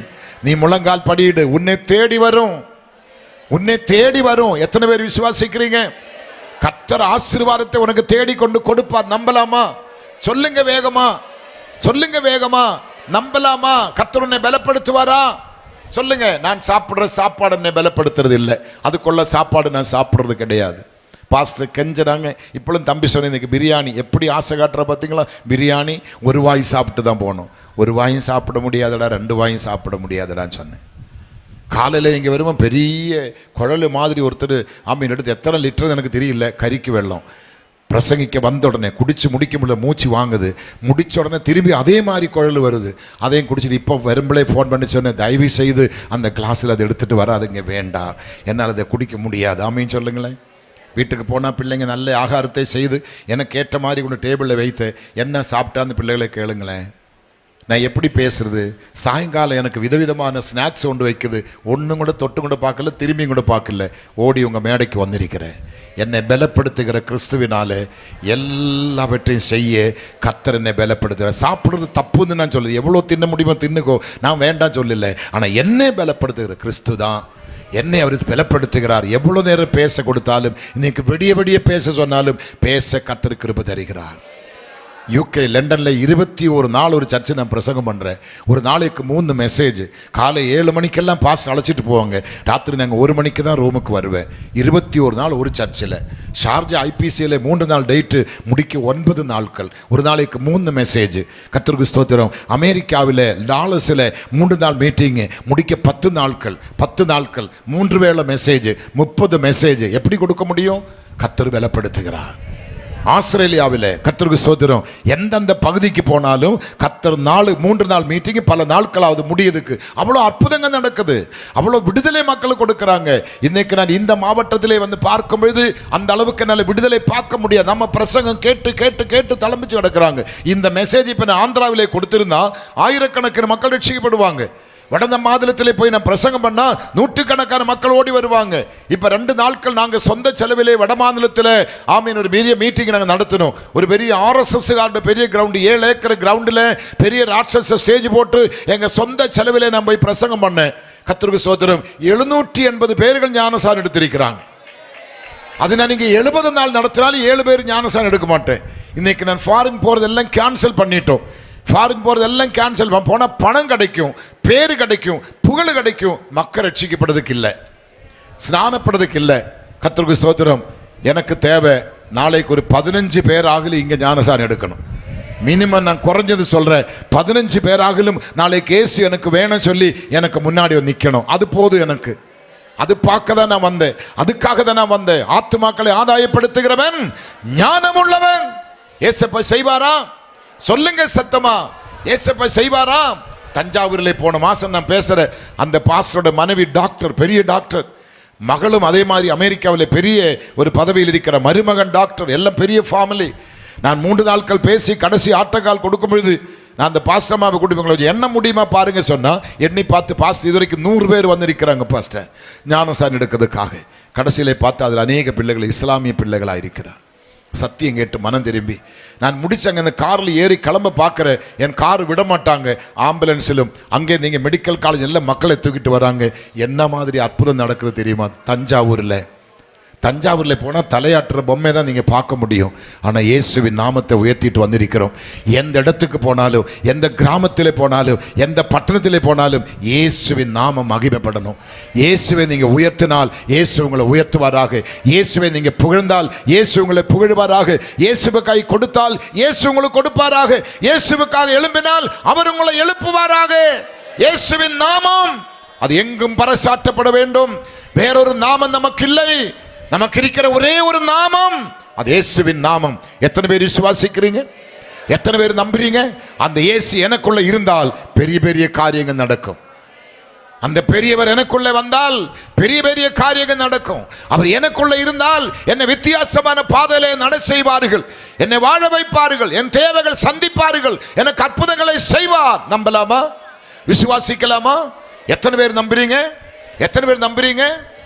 ஆமீன். என்னுடைய அப்பா அவருக்கு 7 பிள்ளைங்க. நான் முடிக்க போறேன். 7 பிள்ளைங்க, 5 ஆண் 2 பெண். நான் 5ஆவது பிறந்தவன். என்னை ரொம்ப நேசிப்பாங்க. எங்கள் அப்பா பெரிய பிஸ்னஸ் மேன், அந்த காலத்தில் கோடிகளுடைய அதிபதி. எங்களை நல்லா வளர்த்துனாங்க, நல்லா பாதுகாத்தாங்க, நல்லா எங்களை உபசரித்தாங்க, நல்லா எங்களை உருவாக்குனாங்க அப்பா. அந்த அப்பா நான் கல்யாணம் கட்டி 2 பிள்ளைகளை பிறந்து 2ஆமத்தை மகன் 1 வயசு சொல்லப்போ நான் தமிழ்நாட்டுக்கு கிளம்புறேன். எங்கள் அப்பா சொன்னாங்க, நீ போகக்கூடாது, நீ வீடு விட்டு போகக்கூடாது, என்னை விட்டு போகக்கூடாது, மற்ற அண்ணன்மார் தம்பிமாரெல்லாம் கல்யாணம் கட்டி தனி குடும்பம் போட்டும், நீ என் கூட இருக்கணும், உன் மனைவி தான் நான் மறிக்கும் எனக்கு தண்ணி கொடுக்கணும் அப்படியில் அவர் ஆசைப்பட்டாங்க. ஆனால் கர்த்தருடைய அழைப்பு வந்த பொழுது நான் அதை ஒதுக்கி வைத்து நான் தமிழ்நாட்டுக்கு வந்தேன். ஒரு 4 வருஷம் பொறுத்து நாங்கள் தமிழ்நாட்டுக்கு போகும்போது, கேரளாவுக்கு செல்லும்போது எங்கள் அப்பாவை என் மூத்த மகன் தாத்தான்னு கூப்பிட்டேன். எப்படி கூப்பிட்டது? தாத்தா. அவ்வளோதான். என்னை ஒன்றுமே பதில் பேசல, என்கிட்ட பேசவும் இல்லை, எனக்கு எதுவுமே தரவும் இல்லை. நாங்கள் அங்கே திரும்பி வீட்டுக்கு வந்துட்டோம். வீட்டுக்கு வந்து ஒரு 2 மாதம் பொறுத்து எனக்கு ஒரு போஸ்ட் கார்டு லெட்ரு வருது, நீ உன் மனைவியும் சீக்கிரம் வீட்டுக்கு வரணும். என்ன விஷயம் எங்களுக்கு தெரியல. நாங்கள் உடனே இந்த 2 பிள்ளைகளையும் ஒருத்தர்கிட்ட கொடுத்துட்டு வேகமாக ட்ரெயின் பிடித்து நாங்கள் கேரளாவுக்கு சென்றோம். எங்கள் அப்பா மிட்டத்தில் ஒரு சேர் போட்டாங்க, உட்கார்ந்து எனக்கு ஒரு சேர் போட்டு உட்கார்றான்னு சொன்னேன். நான் அப்பா பக்கத்தில் உட்கார மாட்டேன், அந்த பழக்கம் இல்லை எங்களுக்கு. இந்த காலத்து பிள்ளைங்க அப்பன் தலைமையில் ஏறி இருப்பாங்க. அப்பனே ஏதோ ஃப்ரெண்ட்ஸ் மாதிரி மச்சான் எல்லாம் கூப்பிடுவான், தோளிலே கை போடுவான். அப்பனுக்கு மரியாதையே இல்லை. ஆமாம், தாய்க்கு மரியாதை இல்லை. இந்த பிள்ளைங்களெல்லாம் தங்கம். இவங்க மாதிரி தங்கத்தை எல்லாம் நம்ம எங்குமே பார்க்க முடியாது. தங்கம். அம்மாவுக்கும் கீழ்ப்படியும், அப்பாவுக்கும் கீழ்ப்படியும். மானத்தை காப்பாத்து. ஆமீன், ஆமீன். எங்கள் அப்பா, நான் போய் கை கட்டு நிற்கிறேன். அப்பா சொன்ன ஒரு விஷயத்தை சொல்கிறேன், நீ பயப்படக்கூடாது, கலங்கக்கூடாது, சொல்லுங்கப்பா சொன்னேன். என் பிள்ளை வந்து என்னை தாத்தான்னு கூப்பிட்டேன். தாத்தா அங்கே வெள்ளியப்பச்சன்னு விളിக்கணும், வெள்ளியப்பச்சன் அல்ல அப்பச்சன்னு விളിக்கணும். தாத்தா சொன்னால் தமிழ்நாட்டில் தான் அப்படி கூப்பிடுவாங்க. என் பிள்ளையை கொண்டு போய் பாண்டிக்காரனாக்கிட்டாங்கன்னு சொல்லி எனக்கு வர வேண்டிய கோடி சொத்துகள் அந்த நாளில் எங்கள் அப்பா எழுதி என் தம்பிக்கு கொடுத்துட்டேன். என் தம்பி சவுதி அரேபியாவில் அங்கே இருக்கிற ராஜாவுடைய அரமனையிலே புழு பாதுகாப்பும் அவன் தான். இஷ்டத்துக்கு பணத்திலே கொளுத்து கிடக்கிற என் தம்பி நல்ல பெந்த கோசுகாரன் தான். ஆனால் அந்த சொத்தை எழுதி அவனுக்கு கொடுக்கும்போ எனக்கு இது வேண்டாம், அண்ணனுக்கு கொடுத்துடுங்க அவனும் சொல்லல. அவனே கேட்டால் எனக்கு அப்பா கிட்ட பேசுறதுக்கு பயம். எங்களுக்கு பிள்ளைகளுக்கெல்லாம் அப்படி தான், அவனும் அப்படி தான். அவன் என்ன ஏமாத்தில்ல, அவன் அப்பா கிட்ட போய் சொல்லதுக்கு பயம். 6 வரை மாற்ற முடியாது. எனக்கு ஒரு குண்டூசி, ஒரு சேஃப்டி பின் எங்கள் அப்பா எனக்கு தரல, ஒன்றுமே தரல. இடே எல்லாத்தையும் தம்பி பேரில் எழுதிட்டோம். இனி உனக்கு இங்கே வீடு கிடையாது, நீ வந்தால் இங்கே படுக்க முடியாது, உனக்கு இங்கே ஆகாரம் கிடையாது. நான் உயிரோடு இருக்கிற வரைக்கும் நீ வரலாம், நீ இங்கே திண்ணையில் தங்கலாம், நீ எங்கூட கஞ்சி குடிக்கலாம், நான் சத்த பிற்பாடு உனக்கு ஒன்றுமே இல்லடான்னு சொன்னேன். நான் அங்கே இந்த ஒரு வார்த்தையும் பதில் சொல்லாமல் அன்னைக்கு ராத்திரி எங்கள் அப்பா கூட தங்கி அங்கே சாப்பிட்டு காலமே நான் என் மனைவி அங்கேருந்து கிளம்பினேன். என் பெரிய அண்ணன் வந்து சொன்னேன், வாடா நான் உனக்கு சப்போர்ட் பண்ணுறேன். பெரிய அக்காவும் மாமாவும் வந்து சொன்னேன், வாடா நாங்கள் உங்களுக்கு சப்போர்ட் பண்ணுறேன். நேரே மூத்த அண்ணன் வந்து சொன்னேன், வாடா நான் உனக்கு சப்போர்ட் பண்ணுறேன். 2ஆவது அக்காவும் மாமா வந்து சொன்னேன், நாங்கள் உங்க கூட வர, நம்ம ஸ்டேஷனில் கம்ப்ளைண்ட் பண்ணுவோம், அப்பா பேரில் கேஸ் கொடுப்போம். நான் எங்கள் அப்பா பேரில் கேஸ் கொடுக்கல, எந்த தம்பி பேரில் கேஸ் கொடுக்கல. நாங்கள் மௌனமாக அங்கே இறங்கி வெளியே வந்தோம். எனக்கு படுக்கிறதுக்கு இடம் கிடையாது, எனக்கு வீடு கிடையாது, எனக்கு வருமானம் கிடையாது. அன்னைக்கு நான் ஆரம்பித்த சபையிலே 10 விசுவாசிகள் கிடையாது. கர்த்தருக்கு ஸ்தோத்திரம். எனக்கு வருமானம் 5 பைசா கிடையாது, ஒன்றுமே இல்லை. வாடகைக்கு வீடு எடுத்து வாடகை கட்டுறதுக்குள்ள வழி எனக்கு கிடையாது. ஆனால் நாங்கள் 2 பேரும் இந்த ட்ரெயினில் ஏறணும். என்னுடைய நெஞ்சு வெடிக்குது. எங்கேயாவது போய் காரி கத்தணும், எங்கேயாவது புலம்பினா தான் எனக்கு ஒரு ஆறுதல். நான் அழுதா என் மனைவி அழும். அவளை இதுவரைக்கும் நான் அழ வைக்க விட்டது கிடையாது. ஆனபடி அவளை ட்ரெயினில் உட்கார வைத்து நான் ட்ரெயினுடைய பாத்ரூமில் போய் கதகை சாத்தி அந்த தண்ணி திறந்து விட்டு ட்ரெயின் போகிற வேகத்தில் அந்த சவுண்டில் என்னால் எவ்வளோ காரி கத்தி அழ முடியுமோ நான் கத்தி காரி அழ ஆரம்பித்தது. உடனே ஒரு சத்தம் காதில் கேட்குது, நீ அழ வேண்டாம், உன்னை குறித்தும் உன் பிள்ளைகளை குறித்தும் நான் ஞாபக புத்தகத்தில் எழுதி வைத்திருக்கிறேன்.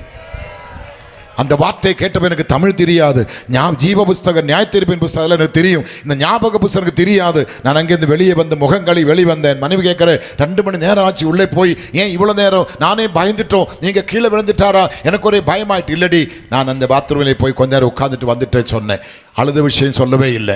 நான் நேரே காஞ்சிபுரத்தில் வந்து ஒரு மூத்த போதகரை கேட்ட, ஞாபக புஸ்தகம் என்ன பாஸ்டர், அது நம்மை குறித்து எழுதுகிற அவரோட தின டைரி என்று சொல்லிட்டாங்க. அந்த டைரியில் என்னை குறித்தும் பிள்ளைகளை குறித்தும் அப்பா எழுதி வச்சேன்னு சொல்லி அன்னைக்கு சொன்னேன். இன்னைக்கு நீங்கள் காஞ்சிபுரத்தில் வந்து பாருங்கள். கடந்த வாரம் நான் கேரளாவில் என் தம்பி வீட்டில் போனேன். அங்கே நடந்த மீட்டிங்கில் நான் தான் மெசேஜ் கொடுத்தது. இப்போ நான் கிளம்பும் என் தம்பி சொல்கிறேன், நான் ஹாஸ்பிட்டலில் அட்மிட் ஆகிருக்கிறேன், ரொம்ப முடியல, எனக்காக ஜெபிங்க. அவன் ரொம்ப பாதிக்கப்பட்டு அவனை எழும்ப முடியல, நிற்க முடியல. அவன் மனைவி ஒரு பக்கம், அவன் ஒரு பக்கம், அப்படியே பலவீனப்பட்டு கண்ட பரிதாபமாயிருக்கும். கோடிகள் சம்பாதித்தோம், கோடிகள் அப்பா சொத்து கொடுத்தது, ஒண்ணுமே இல்லை, சந்தோஷம் இல்லை, சமாதானம் இல்லை, மசில் செல்ல உருகி போனது, நரம்பெல்லாம் பலவீனப்பட்டது, எழும்பி நிற்க முடியாது. இந்த வாரம் நாங்கள் போய் என் மனைவி பார்த்து, ஐயோ தம்பியோட நிலைமை பாரு, என் பையன் பார்த்து, அப்பா இங்கே பாருங்க என்று சொல்லி என்னை காமிக்கிறான். நடக்க முடியல, நிற்க முடியல. அவன் அநியாயமாக சம்பாதிக்கல. அப்பா கொடுத்த சொத்து அந்த வேதனையோடு அவன் அதை சந்தோஷத்தோடு ஏற்றெடுத்து என்னை நடுரோட்டில் விட்டாங்க. ஆனால் இன்னைக்கு நான் நடுரோட்டில் இல்லை, என் பிள்ளைகள் நடுரோட்டில் இல்லை. எனக்கு இருக்கிற வீடு எங்கள் ஃபேமிலியில் யாருக்குமே கிடையாது.